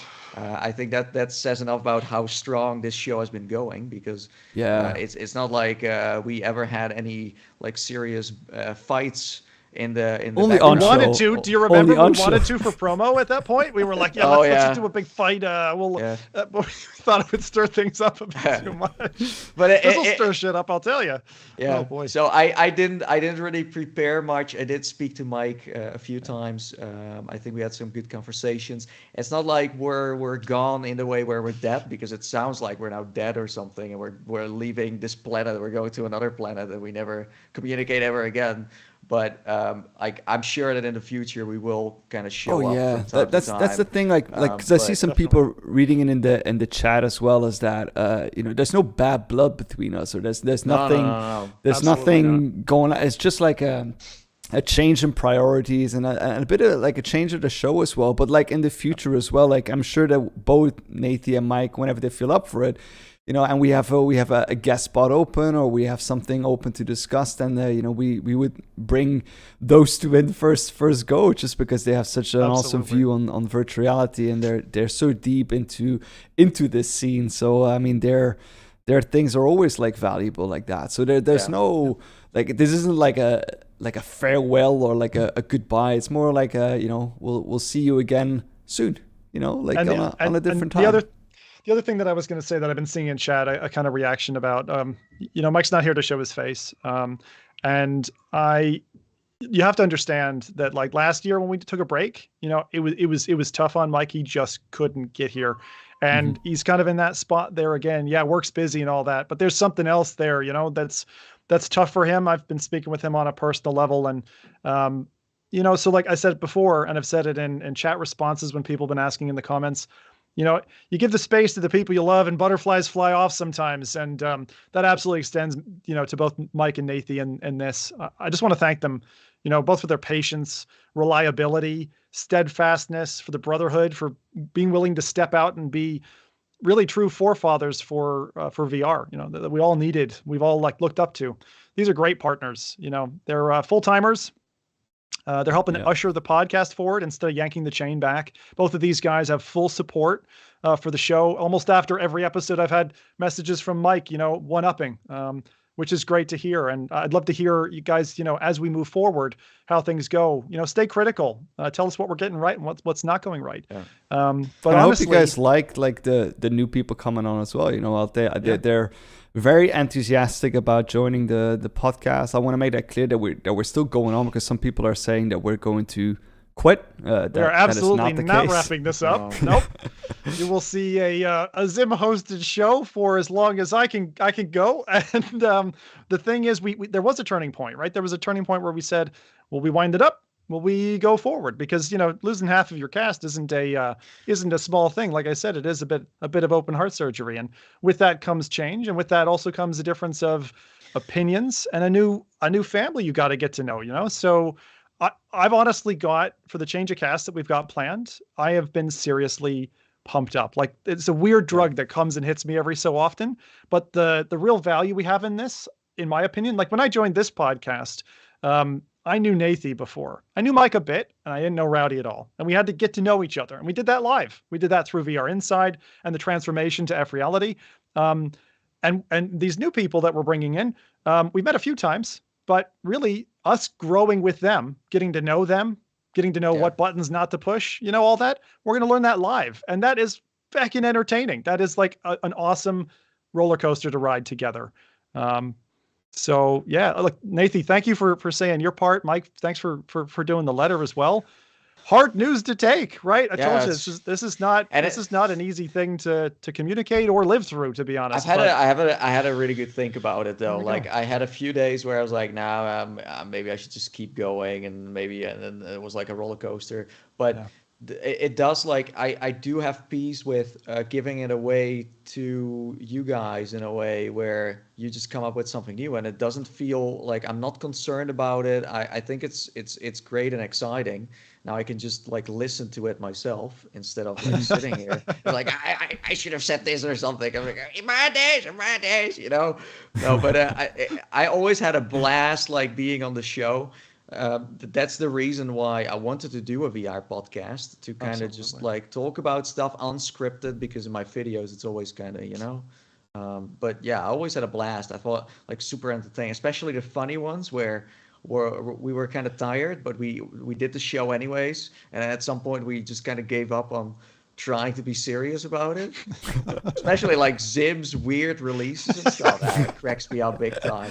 So yeah, that's something I'm gonna miss, and I will sometimes like be the first who's like, I want to be on this show, because this one is gonna be a banger, because there are so many great subjects to talk about. But I also kind of feel bad about like our listeners, because I usually, like, same with my channel, I don't try to make it too personal, because there's so many people that watch and do stuff. But with this podcast in particular, I feel like a very personal relationship with everyone in the chat, and also showing up every like 2 weeks or every week, because like a lot of people here have been there from the beginning, or people who have been like listening for a year or two. So yeah, I really appreciate it. Like you guys just coming over to listen to whatever. I really do. And, one more time, Nathan, we have someone in the joke saying that Macaulay Culkin could replace you. He's a bit older now. Have you seen him recently? Yeah, like my lookalike days are over. You can now get the real one. We've been aging the podcast. Well, with all of that said, I am, there was a hype train a coming because this show, it's not only needed a change, it's warranted a change, and we knew at some point, some year, someday it would happen. 5 years down the road is pretty fucking long. So yeah, look forward to the future. I really like do. How many jokes have I made like in the last 4 or 5 years? Where it's like, hey, should we just announce we quit the show now? Oh yeah, no, you said that probably 25 times. Probably 25 times. Maybe 26. But that was just for the funds. But yeah, now it's for reals. Yeah. Now it's for reals. Cheers. Well, that's it. I know that's a bit of a shocker one. Okay, so we got some actual, some dwindling interest news, I'll say, because compared to that news, nothing else stands up. But we'll try to keep your excitement there. So PSVR2 and the hype train behind that. We got a lot of great coverage from many news outlets. But I'll be honest, only one immaculate video out there, and that was Mike's video. So while we're giving him the grand farewell, I have to point you to go watch Mike's PSVR2 video, which I'm sure more than half of you already have. But my God, that gentleman is excited for this headset, and he's got me excited. And I've been scraping cash together going, how do I buy a PSVR2? I ran a poll, and half of my audience is like, go buy a PSVR2 versus like a Steam Deck or one of the next Meta products. So definitely hype is absolutely just thundering forward. What we see in the PSVR2 that may be less hype setting is that we did learn that it's not backwards compatible. Honestly, it doesn't reduce my hype because PSVR2 is a long time ago for me. Like, I don't know. What was the last time you guys picked up a headset? PSVR2 or PSVR1? You sold yours, I sold mine. Nathan still got his kicking around. I played Moss like 2 months ago on this thing. But, oh, really? No, but it's like... Before it's that, like a year. Yeah, right? But it's like so old, it's so ancient that porting it over would take like an insane amount of time. But it doesn't mean that they should re-release things. No, yeah, I agree with you. They should upscale certain stuff that worked really well. Like if they did static, for example. But the thing is, you've got like, what was I saying? So, for example, you have with PSVR2, the headset obviously has like force feedback vibration. The controller system is so inherently different from the original forward-facing light ball tracking system with the DS4 controller, with the Move controllers.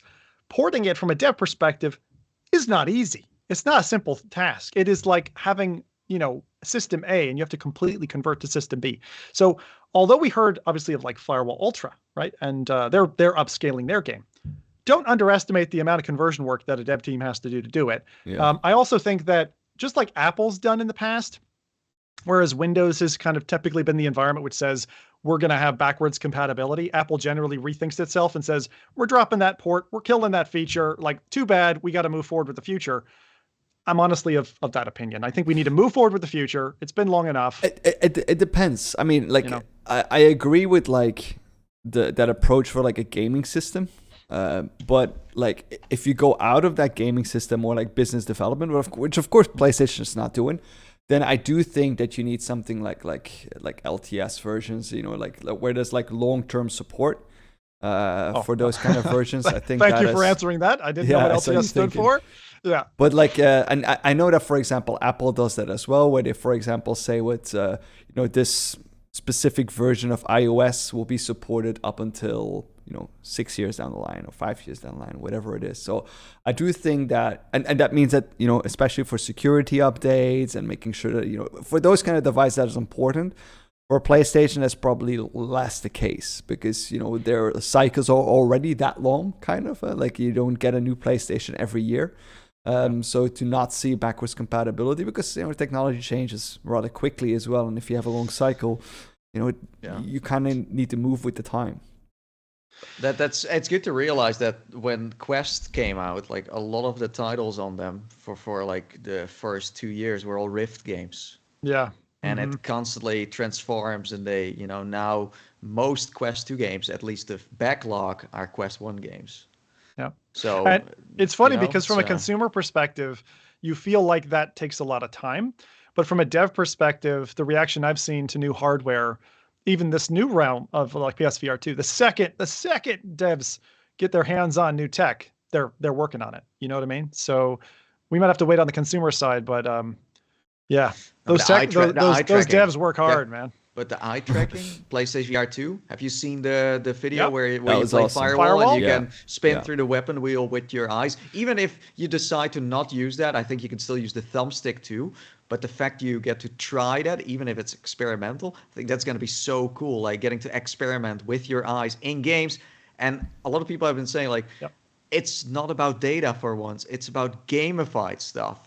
And I think that's very exciting. Those game controls are really interesting to me. Now, I think like, full hand tracking, it's going to be a technology that at the beginning is going to be the level that passed a Sony executive and they said, yeah, we can ship it like that. I also think it'll improve with various learning capabilities on the AI or machine learning side where they're training the model, right? They're learning from user data. They're training it and tuning it. And that's true for the devs as well as the platform owners. For me, when I first saw that, I was like, eye tracking for gun selection, is that a good idea? But like you said, as long as there's a toggle and you can either use it, even if it's the default feature, or switch it off and do it manually, I'll be fine with it. If it's required, kind of like a trackpad, it can feel awkward. It can feel like more difficult. If it's less, if it's less friction, and it just saves us that half a second worth of time of thinking or whatever, or even less than that, milliseconds of time, it can make that combat feel amazing. So the chances that this has to bring about real applications in games is fantastic. I agree with you, Nathan. And actually, when PSVR, eye tracking is mentioned, my first thought was never ads. It was iToy, which they had years ago. Oh, iToy. Right. Oh, iToy. Yeah. With like smashing the ninjas and attacking the screen. I remember I was on a university campus that came along. They t-shirted up half the friggin' student population, and we all got to play with this new toy, this new accessory. So that's good. I would say that just for anyone who's still stuck on PSVR 1 games or PSVR 2 not being back compatible, just think about when Facebook or Meta had the Go catalog, and there were a bunch of really good games. Things like Dispatch were on there, Narrows, and they took 50 of those titles. I think it was 50, maybe 35, and they ported them to Quest in like a special sub-store. Many of you might not know about that. And for a time, you could buy them. If you had purchased them, it was cross-platform. But that experiment failed. People weren't playing the Go titles. People weren't buying them on the Quest platform because they were 3DOF experiences. And so I feel like it's time to move on. But it's time to move on to things like Horizon Call of the Mountain, which early on we were thinking, oh, maybe this will be demo. Maybe it'll be victim to the same 2016 experience type VR that we've been through. And from reports so far, 8 to 9 hours of story gameplay in an awesome environment. That would be impressive. Loves this one. So I'll just say that because he's gotten to be eyeballs in there. And from the tweet that Sony put out, it looks like they've been able to bring in elements of the climb into Call of the Mountain. So awesome spanning, gorge for you to look at as you're traversing this with your hands. And think about how that's going to go if you're feeling haptic feedback in the controllers, particularly when you're holding on a ledge with those resistive controllers that they have PS5. Really looks the part. So you've got me hyped. On the last show we had, I was like, I can't afford a PlayStation VR2. And now I've changed my tune. I'm like, I'm now looking actively for a PS5. I have to afford. I have to afford. I'm unfortunately, Rowdy, I was thinking about what you said, where it's like people will go into debt. And I'm like, don't go into debt, but feckin' find the money. Eat less, whatever. Go ramen. You can buy mine. You can buy mine for $50. Oh, that one? The one that you just you need to get it fixed, but yeah. No, I'd leave the battle scars. The battle scars are awesome. It's like signed by Nathan, right? So it's worth more. definitely worth more now. But it's so nice we finally got to see something. I thought Mike's coverage was the best of everyone. Agreed. I think I'm so happy they finally sent people out there that are not just IGN and because IGN's review is like so like scathing. It's so off. I mean, it's just very basic. Let's say it like that. And there was even one person who didn't even took the time to put headphones on to play with it. So. Like, yeah, okay. But yeah, like Mike just answered all the questions that people have. So yeah, no, I was very happy about his coverage. So we finally got some real information. Otherwise, we would have been sitting in the dark again. And we're like, I don't know. IGN said this, so who knows if that's true or not, you know? Yeah, no, I thought his coverage was easily the best, but also from Mike's back catalog. And this timing couldn't be more perfect because, as I said, as we're setting sail to Mike and he's going off to do these types of things, he had a videographer with him, was able to do a video that I felt was like immaculate. Like I really recommend for whatever 12-minute runtime it is, go watch that video. It's going to make don't watch that video if you don't have money because it's going to make you want to buy a PSVR2. It did that for me, and I am absolutely now smitten with it. And it's like getting someone to feel that excitement again. Is just great. So the only thing, and we have had this conversation before, people were again hating on the cable, even now. And the cable is just it's just a one cable, and it's very long too. Yep. But people are like, yeah, but then I'm like, how many of you, of what games you played, how many times are you still using room scale? Are you most of the time you're just standing there? No one really moves anymore in VR. I love to do room scale, but most games are just designed to face forward, and you do the snap turning too. I mean, I could make excuses, I like the pass-through, Nathan. This pass-through thing where we're seeing all these games come out for Quest because it's actually now it's room scale coming back under a different guise, and it's like, yes, thank you. Yeah. There's developers putting stuff out that we can toy with, and for now it's monochrome, which is weird, but we're not far away from color pass-through. So, but that cable, it's also the fidelity of it. Like, are you willing to, sacrifice a little bit of everything for like being wireless? I mean, some people probably will be, but if you're those gamers that want to push like 144 frames per second at 4K resolution, this and that. And when they're playing Counter-Strike, they don't play like on a wireless mouse. No, like those few milliseconds difference make a huge difference. Then, like it is a little bit like I get it at the same time for the casual gamers. Like they're like, I don't want to mess with it, but at the same time, the fidelity of it is better. Partly it's a very personal thing, but there is also a huge army of trolls out there who just hate everything that isn't Quest, and this is the thing they can attack it on, and it's the cable, But that's fine. I mean, exactly. You don't have to buy it. I have to, but I'm curious to see what negatives we see. How many people yank the cable around there. I still think back to Nathan when you used to spin with your Vive and destroy cables like a madman. Because you are a cable killer. And like, the same happened to PlayStation VR with the thick cable when I played Iron Man, because the Iron Man was so good at like predicting where my hands were that it just kept spinning around and it didn't matter. Even that it gave me warnings, it just tracked fine. And at some point, it was wrapping around my feet and I didn't see it, and I almost fell face forward while I was playing Iron Man because I had to kill all the enemies. But I don't know. Like it's just you step over step over your cable every time. It's kind of like a dance that you do every time, and it's not. I think it's not like a big deal. But hey, that's just me. Personal question here, and this might be very metaversian personal question. Metaversian. Which way do you spin? Are you a clockwise spinner or a counterclockwise spinner? You spin to the right, you spin to the left. I think it's usually clockwise. Clockwise? Rowdy, what about you? Same. Right. Yeah, clockwise. We're three clockwise spinners. I just wonder, because like it's like handedness, you're right-handed or you're left-handed. I wonder if we have any counterclockwise spinners in chat. Tell us. You weirdos. Why would you spin the other way, though? Yeah, why would you spin right? Yeah, but that's just weirdos. Doesn't make any sense. It's strange. It's a weird one. Like, think about it. I've never thought about that. That's so funny. Yeah. We've unearthed a new handedness for VR. I think the most concerning part, and that's so weird because usually we talk about other like things in that sense, but the software, we haven't talked about this before, where we have hybrids, right? We had a whole conversation on this, but that's gonna be the stinger, where what is the quality of these hybrids?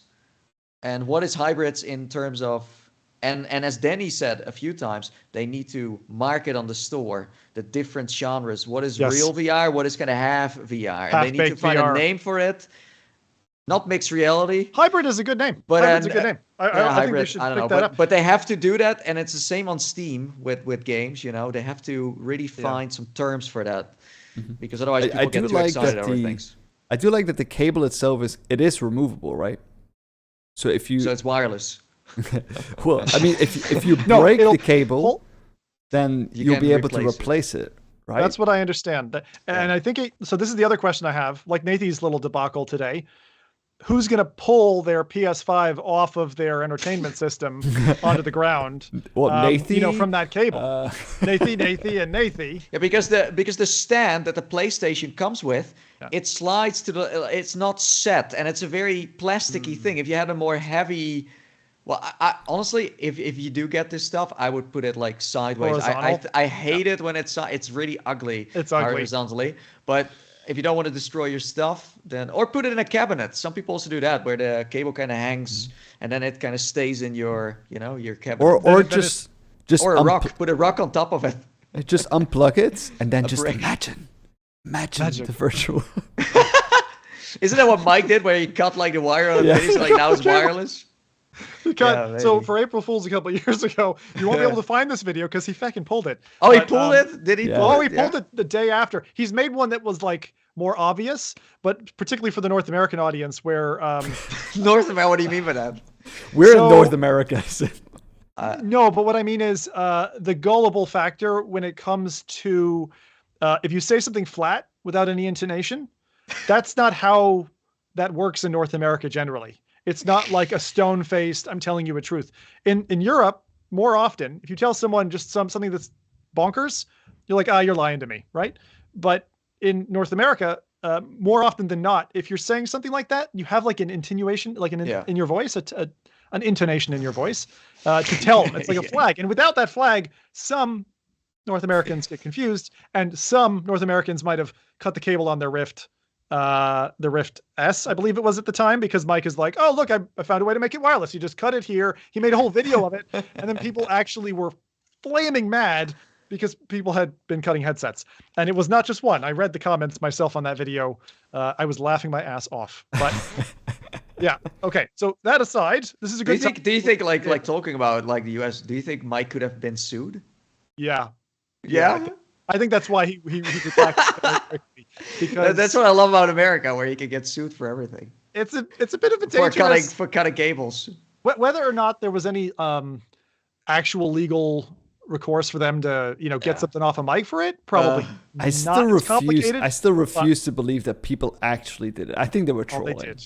No, I think they were trolling. Nobody who has money to buy a headset and therefore has a job is that stupid. But the kids are. Kids are dumb. A lot of kids are dumb. And one of them was a kid whose parent came in and was flaming mad because the person had watched Mike's video and cut the cable. That is funny. Yeah. Tell me that. Yeah, I don't know. I mean, that's on the level of whatever Zucculus Gaming with the Quest leak, right? So maybe it's hard to tell, but that's there. Cutting the cable. Let's move to a wireless headset. Hey, let's move to Pico 4. This is our last of the main topics before we get into releases. So many of you will have heard of this, but this week, Pico 4, Pico is owned by ByteDance, who are the TikTokers of this world. We now have a TikTok headset. I joke, but I was thinking of wearing the headset this way instead of left to right, wear it vertically. Yeah, that's a good one. That's a good one. So Pico 4 is a new one that's coming, and this is going to be shortly available for purchase, but only in select markets, which is really interesting. So if you're in North America, guess what? Get boned. You're not getting this. Not initially, anyway. It's going to European and Asian markets. It does have comfort for a It's so funny. In their release video, they say a marathon gaming session. I don't think I've ever heard a big company talk about marathon gaming sessions as if like this is like clearly that's their audience here. What is a marathon? How long does that take? A day? A marathon is 26 miles. I don't want to go into the whole Greek side of it, but yeah, it's long. Marathon would be multiple hours. Not in a headset for sure, but it's a balanced design headset with a battery at the back. So they call that a counterweight design. It is not a replaceable strap. So you got to like the strap or leave it. That's the strap you're getting because it's got cabling down the sides. And I do wonder with the headset coming in and out again and doing that accordion over and over, because that was an issue with the original Rift where the sound would go out in the right ear or left ear. And they did a fix kit for it. So if they haven't done like long-term testing, I'm calling it now. That's going to be a problem for them design-wise to the back battery. I hope you can charge it externally because if it does break, that means you can access battery power external to the headset like we do today with Quest when the Quest runs out of juice. It's got pancake optics, so it's a bit flatter form factor. It means you can bring the lenses. Lenses are smaller in thickness and they can get closer to your eyes. So the overall form factor of the headset is that bit more slight, helps with the balance, helps with the front weight. A few other things that you would like to know about the Pico 4. So what about audio? Well, it's got what they call superlinear speakers and bass chambers on the left and right. So it's basically kind of like the Go, the Quest, right? What we've seen as soundbar audio. But these bass chambers, I'd be interested to check out myself. It's like a little bit of space for the whatever's in there, the subwoofer, the micro subwoofer to breathe and actually breathe, in and out. Whether or not that's effective to the ear, I don't know. We'll have to try that out. They've got hand tracking, although it looked a little bit basic. They do have hand tracking on this headset.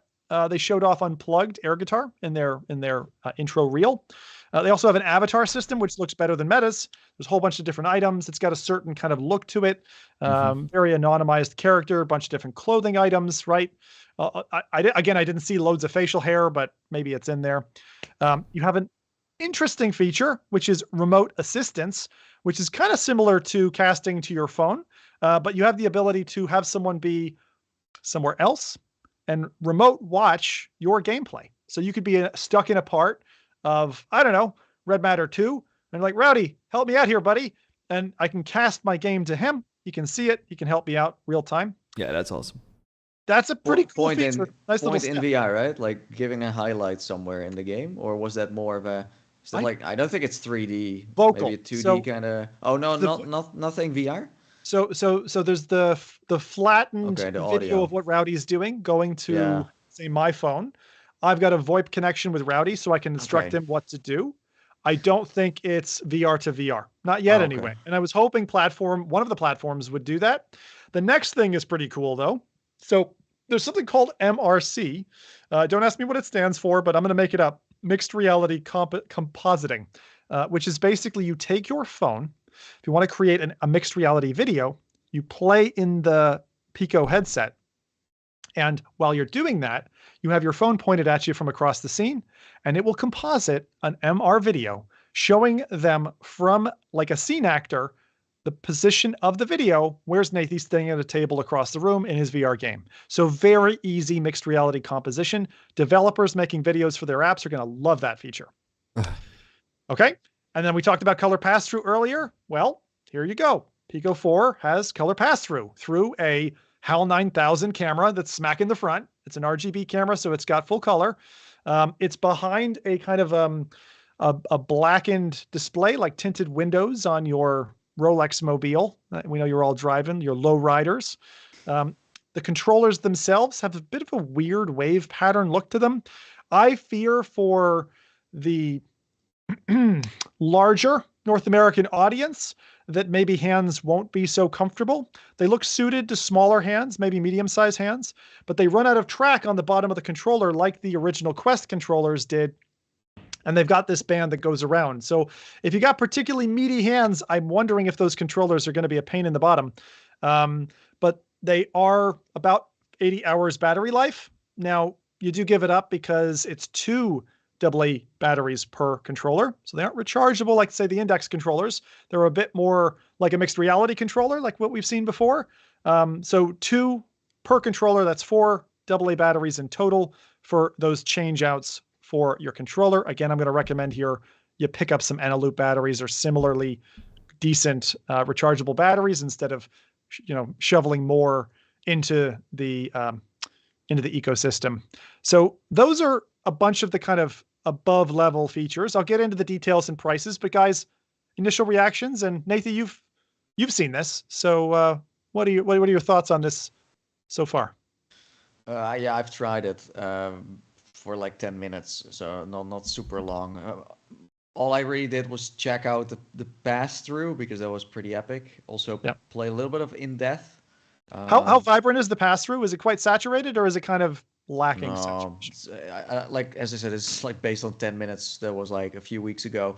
It felt kind of flat, so you don't really see the depth. Well, it's mono. It's a mono image. True. So, but that does make it kind of hard to move around. So you still kind of feel like you're looking through like a magnifying kind of glass.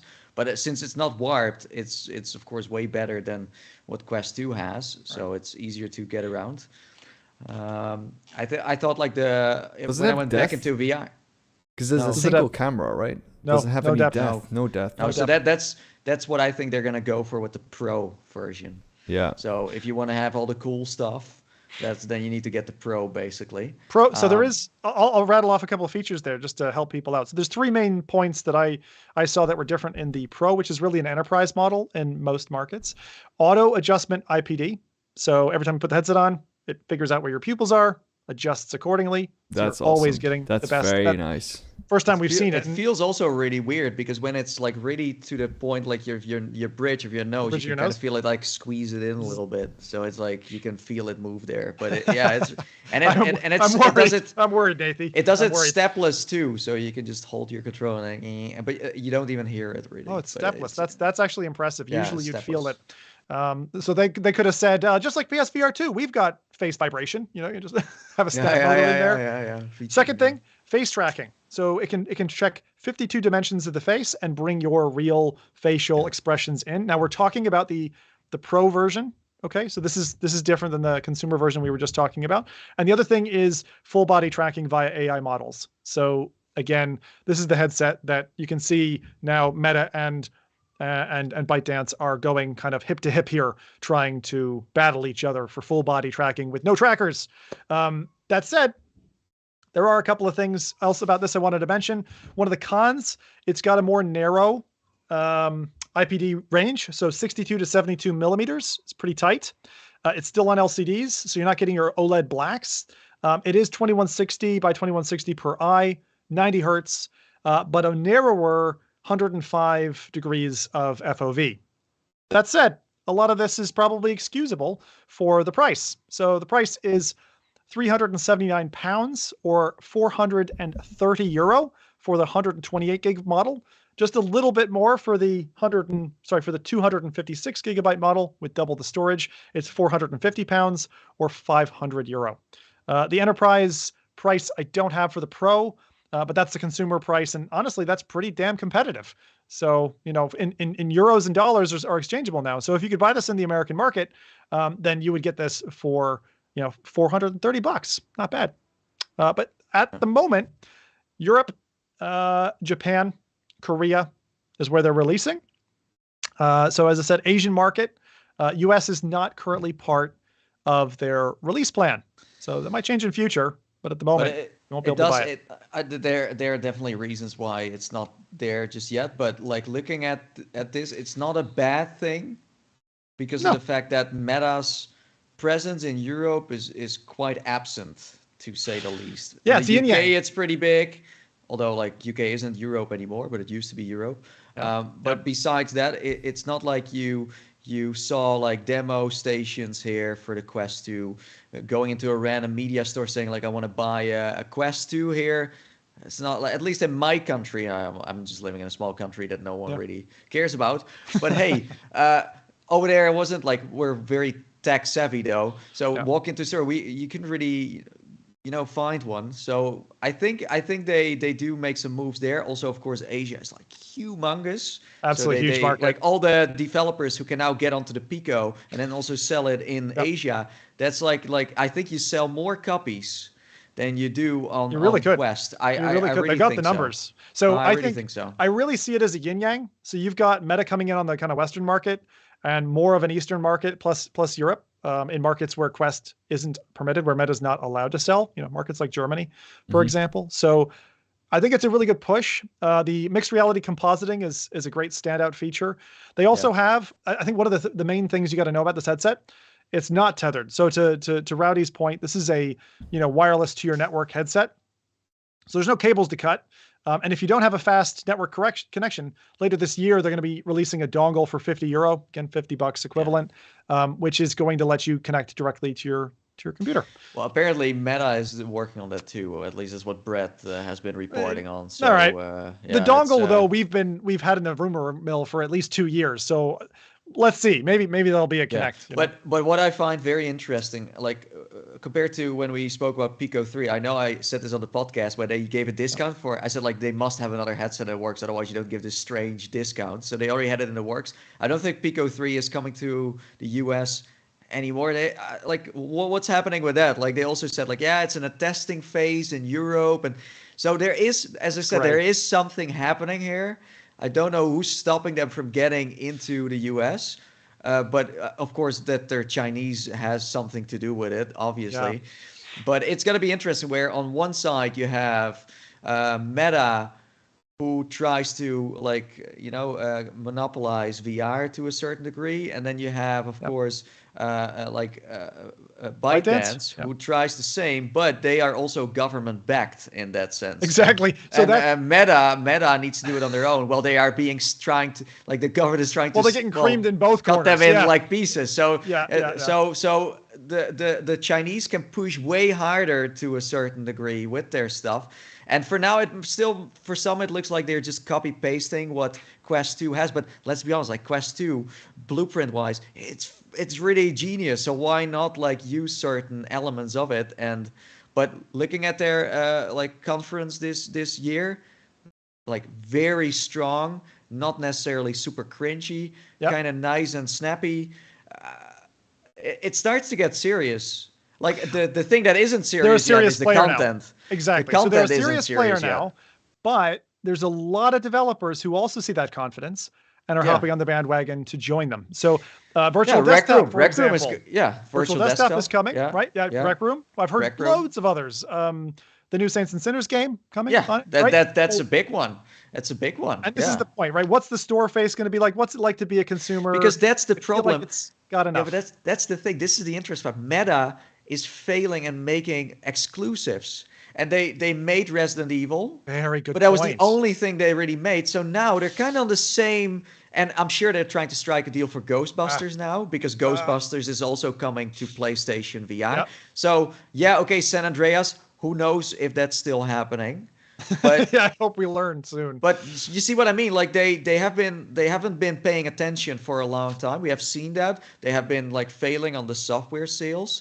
So now, I'm not saying that Pico is going to do better software wise, but right now no one is really trying something there anyways that is successful in the long run. And that's why come on, Just Dance. I'm so hyped about this because right now they're in a little bit of the danger zone. Competition has come back into the market to some extent, and now they have to either respond or play tennis to some extent with their new competitors. Because if they bring out a feature and there's a feature parity war, that's going to start. They strike the moment Meta is weak, because right now they're pretty weak in the sense of software sales. The headset has sold very well, but on the software side, people don't stick with the headset. They don't stay in VR. I don't really agree with it for a few reasons. First of all, the market that Meta is targeting is a different market, because the markets are physically separated, right? It's not Europe that Meta is targeting. It's not China. It's North America. It's a different audience group. And the thing is, even though that Meta is maybe not pushing on the gaming side at the moment, it's still the most used VR headset across Steam, across the Oculus Quest Store. They don't have the exclusives, but and we've been saying that now for a couple of years now. Their focus is not gaming. It's just a very small aspect of what they're doing. And with the new Oculus, with the new Meta Connect, and what we saw previously as well, their focus is business. That's what they want to go into. They want to do like business now. They already have gaming. They don't see that as I don't think they see Pico as a threat. They have gaming, but they can lose it. That's exactly what's happening right now. They're already kind of losing anyway. I don't think so, because they have such a head start at this point that they can maybe lose a few times. I don't think so. I don't think so. Not in the same market, that doesn't mean that they're not competitors. Because I'm not saying they are competitors, and I think it's good for competition. But I don't think that Pico is going to be a threat for Meta. Yeah, a sizable threat. You mean like, okay, they're sitting over there. Yeah. But like, who's to say that they can't? I don't know. We'll have to see. I love the far bigger threat in terms of gaming is PlayStation. Because they can snap up the studios, but for this, I think this is more like helping Meta than anything else, because there will be more people that will having a headset, and because Meta will release a new headset in a faster iteration with newer technology than the Pico will be able to, because they just have the R&D. Eventually, if you want the newest and latest technology, then you need to stick with Meta. That's just it. Maybe Pico is now is maybe delivering a headset with new features, but give it another year and we'll see then. And where we're standing now, Rowdy, I think, just to agree with you on this point, remember when phones would like compare resolution, battery life, camera quality, all of that? There's something to be said for the spec sheet, but there's also something to be said like hands-on what the experience is like. Like take just the hand tracking. The hand tracking work that Meta's done is really phenomenal, and it's really grown. I'd love to see a side-by-side with Pico's offering. Same thing for pass-through, same thing for the other technologies. It's the whole software stack. It's not just one facet that sits on the spec sheet. And the thing is, this is what we have now. But we all know that what Facebook is doing at Facebook Reality Labs is like far beyond this still. The only stuff that they're releasing is stuff that they're ready with. I think everything besides gaming, they are doing a splendid job at. But the gaming thing, they really fail at, I feel like. No. At least from my perspective. For now. Like suddenly, sometimes you notice, like we have been in this industry for so long. Like in 2016, they were throwing with awesome games. Then a year there's not much happening. Then suddenly in 2018 there is like this booming business again. But do you see Pico coming or investing in AAA studios? Delivering, I don't see them doing that. So in a way, they're helping Meta further with like bringing more people. But on the other end, like. I know, like Just Dance, I think is a super that's for like a casual workout kind of like casual, very casual like gaming audience that I am not like identifying myself with. But the fact that they got this going with Ubisoft is interesting. And you don't know where else this is gonna go. But yeah, again, like they have to spend some serious cash onto some big games and then keep doing it in the long run. Blatant lies, Nathan. We've seen you dance on your desk. You just dance all over that desk.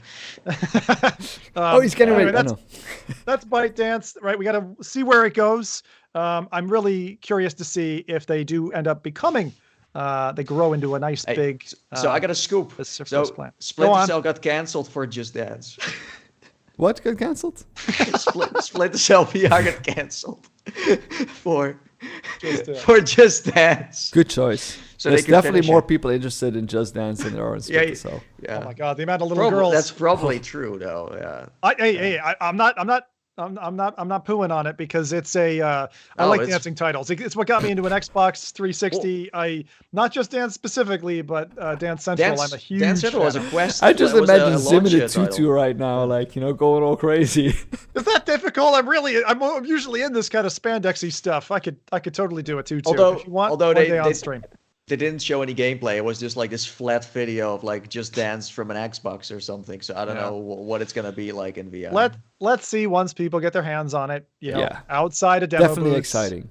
That's important. I'm glad that we're starting to see things normalize a little bit, and there aren't just one player, two players. Now there's 3 or 4. Great.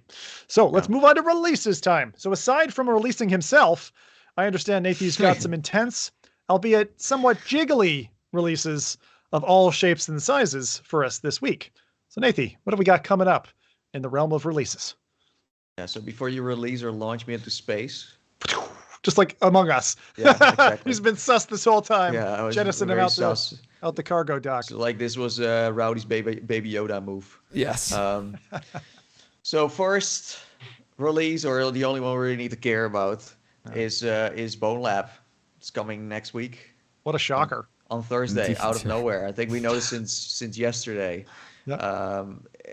Crazy, absolutely crazy. Very, very hyped. This is so strange to be talking about this like release coming. You know why? But I think it's gonna be a great game. And I think you should be very excited for it. Some people say it's gonna change VR forever. I do think that's a bit too much of a, it's a cool kind of physics-based thing, but I wouldn't say it's it's a game on its own. Well, if you look at the original Boneworks, and what it brought you, it was this physical system. The fact that this is going to be playable on Quest is just another dev leap. I think that's cool. But the number one thing I like about this, which maybe boobs. To some is a throw, it's absolutely boobs. They should have called it Boner something Lab. is a throwaway. No, it's not Boner Lab. But like the thing that most people will think is the throwaway feature is the fact that you can bring in a character that is then sized up like you were going to weigh them on a scale from a number of different mechanisms, physical size, weight, how long your legs are, and it affects your in-game player characters, stamina, strength, health, speed, all of that type of stuff. You can play as who you want to play as. That's crazy. That's like super, like if you're talking metaverse, this is it. Play as the character you want to be in the game you want to be playing in a world that's got realistic like physics. The cool thing about the characters is that they're reprojected on your own body, right? That's the real cool part. Neat. Like if you're a fat guy, when you put your hands on your chest. Like it will actually, like scale it in such a way that you're actually touching your own chest, but it looks in the game like you're touching the fat guy's chest, right? So that's the cool part about it. Or if you're this very, very tall dude, Rowdy went for the safe option here. He didn't go for the lady example, I'm sure. Oh yeah, so if you go for the lady example, then you get jiggly boots. Yeah. I'm 100% sure that 95% of the people are just going to buy the game for that very reason. Why do you think they put it in there in the first place? Oh yeah, of course. Right? It's smart. It's very smart. I mean, I wasn't the biggest fan on Boneworks. Like I've said that multiple times. Like I got the game and after I think an hour I was just done with it. Like I've never been a big fan. I think I said it before. Like I think these games are like great tech demos, but I don't really I don't find the game in them. Like, and I understand you need to make like your own kind of game with this, but it's just not really my kind of style. And I think that this will lean very much towards that. I think again the tech is amazing. The kind of stuff that you'll do, and I'll probably have like 2 hours of crazy fun in it, but then I'll probably be kind of done with it. So well, when I talked about demo at the start and machinima and all of that, I can't wait to see people make movies or comics come to life in this world, in this engine, because it'll be way more approachable because it's on like Quest or something like that, right? But people will be playing it on PC as well. So it is. I think this is great for like YouTube channels. A lot of people are going to push out a lot of content. Well, that's pretty much what this is, right? Like it's a sequel to that, and then for YouTubers and also people who are a huge fan of the first. Although I think a lot of like the fanfare you see as well are from people who don't even have a VR headset. Absolutely. And just see this as like a new Netflix show that is about to come out. And what I also think, I haven't played it yet. Like I think some of the things will probably be quite intense, especially the go-kart stuff. But like, oh yeah, that looks really. Like that looks like really intense. But I think that some of those things will be really cool for like newcomers as well, just to show the potential of VR. Like for example, the character switching, for example, the gun reloading, the realistic physics. I think that is really awesome, as long as you don't push that further. Because I remember like that first game, like we said in the beginning, that was janky, but that was way beyond janky. That game. But I think that was motion sickness inducer 101 there. Like damn, if you got far in that one. Yeah, but the thing is, if you watch the trailer, this new one, at the end there's a disclaimer at the bottom. It's very small. No one has seen it. That says this is a game for VR veterans, for VR enthusiasts who has a lot of experience. Yeah, you can pull it up. Maybe like it's kind of interesting. Is the end of the video? It's at the end. It's where the white screen says like coming Thursday. That's a really interesting disclaimer to be putting into a title. Yeah, actually. I don't know if no one has seen it that either.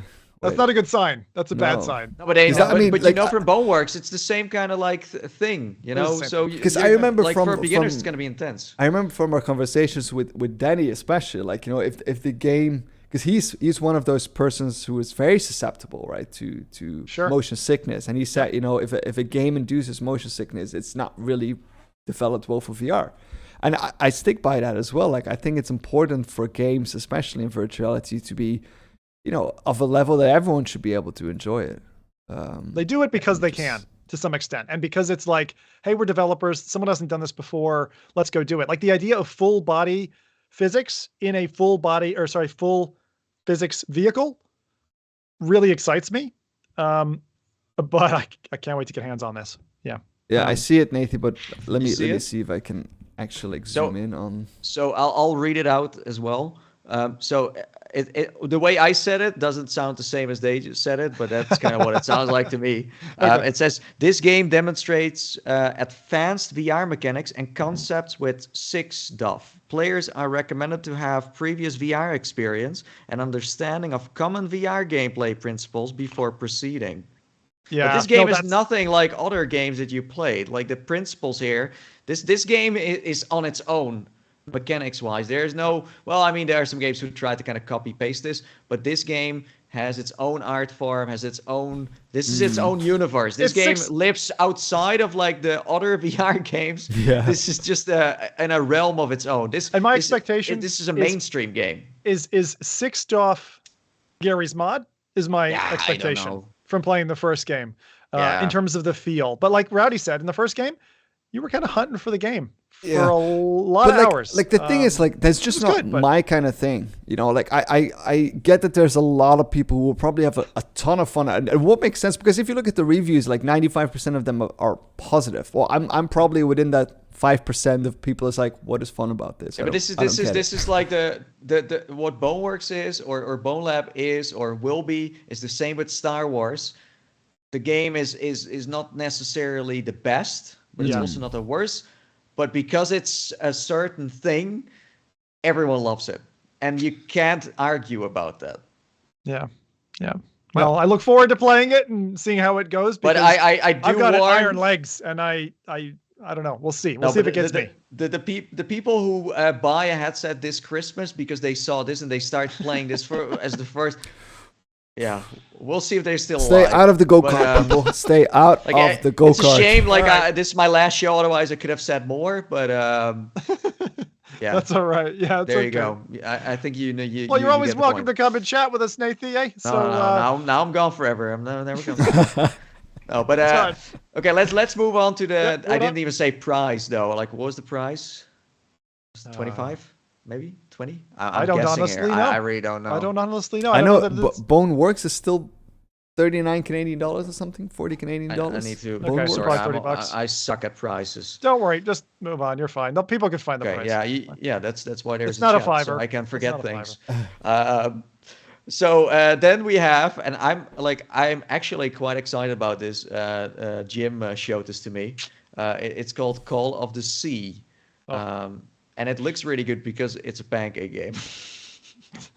It's an award-winning pancake game, isn't it? Yeah. No, it looks really fun. Exploration game. So Call of the Sea is an otherworldly tale of mystery and love set in the 1930s South Pacific. You get to explore a lush island paradise, solve puzzles, and unlock secrets in the hunt for your husband's missing expedition. Gives me Edge of Nowhere vibes, but then less scary. So I also thought about Return to Monkey Island, but in VR. Maybe that's a bit too much. But there was the 3D version of Monkey Island, which was not very good. I played it. I have it. I even have it in the box. Okay. But, yeah. So this is coming to Quest next year, 2023. So yeah. Watch out for that. Yeah, no, it looks really fun. I'm probably gonna play the pancake version. I was gonna make the mention here that if you liked Red Matter, the original Red Matter, Tatiana Delgado from that team had moved over to this team and made this game and won loads of awards for it. And now it's coming to VR. So for me, it's like a personal, like, I'm just very happy that this is coming to VR, and I haven't played it yet because I only play games once through. So abstinence is paid off. Yeah. So quickly going back to Bonelab, I'm now on the Quest page. I don't see a price. Okay, no public price. I just don't see anything. Yeah, interesting. I don't know. I don't know of a price having been. Maybe that also says something about the price. They might decide release day.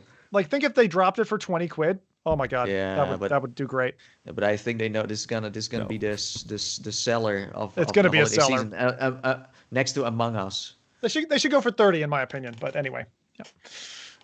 And then last but not least, we have an RDS, and this is kind of like Starship Troopers, and this was shown at EGX, and by the one and only GT, and also Andreas doing it together. That was a good showcase. Hard to find on the internet. It's there on their like YouTube page or Twitch page. It's hard to find though. Isn't that just VR in general in a nutshell? It is hard to find for most. But streams sometimes can be difficult. Yeah. Yeah. So this is called Guardians Frontline. And it's a first-person shooting action with third-person tower defense, so you can kind of switcheroo between the two perspectives. It tasks players with defending against an onslaught of insectoid aliens, so no sharks from Mars this time, in an attempt to extract a mysterious energy source. And no, it wasn't the energy drink from the Tokyo Game Show. So that thing was everywhere. Yeah, I know. So this is also aimed at Quest, but also Steam VR, and is coming early 2023. Everyone's pushing to 2023 because that's where the money is going to be. Absolutely. So that's why you're going to see a lot of coming soons. I think a lot of developers are also like, nah, this is like this Christmas, it's great, but I'll probably wait a little bit longer, just a little bit. I have to high five Mad Hatter in chat for having made me almost burst out laughing in the middle of the podcast. He said on the Bonelab price, he said on their pricing page, they say it's recommended for people with money. Yeah, which is a wonderful thing there. Thank you. Interesting. Thanks, Mad Hatter. I've not heard that before. That's funny. So those are the releases for the very last time before I disappear into Oblivion, Skyrim, Oblivion, into the nothing, into the nether. I mean it, man. I'm gonna miss as much as we've missed Mike these last couple of shows. I'm gonna miss you, buddy. This has been a fun fucking ride, and as I said, whether it comes to dancing on your desk or missing with sound cues, being a growling Rottweiler at a Facebook event or two. I've really enjoyed our time together. I'm sure we'll keep talking as we did even before the podcast. I remember those. I don't even think I realized yet that it's over, to be honest. I thought like suddenly like now is the last one, and it's like we have been doing it for so long that you don't realize that it can be exactly. over. I think that's it. Well, so I will spawn in from time to time, like demon spawn, and then I'll like if you guys like need a superhero, I will. It's kind of like the Iron Giant leaving this planet, and maybe when you guys are like in deep troubles, then I'll bring you back, get summoned. Don't say pepper nuts. He's gonna bring the pepper nuts to save the earth. Is that it? How this works? I think that's what Mike would have said. Anyway, let's wrap this zinger up. Questions in chat now, please, while I go through the rest. I do thank you for listening to this perhaps shocking episode of FReality. End to one era and start to another. The names of our new joiners are going to come next show. We live stream every other Saturday on both YouTube and Twitch. Showtimes are 10 a.m. Pacific, 1 p.m. Eastern, 6 p.m. in the UK, which is perfectly timed for Mike to catch up with your farewells before putting himself back into hibernation. If you missed the live show, listen to the audio version, which slides into SoundCloud, Spotify, and iTunes during the week following the live show. Upvoted as an ode of what's to come, what was, and what is. Subscribe if, like us, you're here to stay. And chat, this has been an absolute doozy of a podcast. Really has. This has been a hard one to roll. Difficult not to get teary at certain points, to be honest. And no doubt chat's got some questions, but we're happy to take them now in the comments later. In Twitter, if you like, just ping us, at FReality Crew. Yeah, make sure to also ping Mike on Twitter, send him some love. Yeah, send these guys off, please do. And we got to keep it brief to wrap this up. But guys, Do we have any top burning itches from chat? Just a lot of love. Like, it's always nice to see a lot of people saying goodbye to Nathy, goodbye to Mike, and that I see some people that are excited about the change. So yeah, I think that's great. Yeah, that's good. Please stick around, okay? Don't like when I'm gone, don't leave, or when Mike does show up, don't just suddenly all disappear. Please give them a chance at least. I on behalf of our new joiners, I would say the very same thing. I think you will be very happy with the picks that we've got. We've got some incredible people coming. We will see you next time to unveil FReality Crew version 2, the new Fantastic Four, and to speak about what's in store for FReality and VR and AR in the months ahead. Would you call this a remake or a remaster? Oh, remaster. Masters of the Metaverse. DLC, or is this DLC? Oh my God, FReality DLC sounds good to me. I'd be buying for sure. Oh, thank God we didn't go for that title, Masters of the Metaverse. I'm so glad. That was one of the things that we might have called FReality back in the day. But Metaverse is still a cool term. I'm glad we didn't. But that would be like anyway. I'll let you guys go. Thanks to everybody. Nathy, adieu, and everyone else. We'll see you on the next one. Bye. Bye-bye.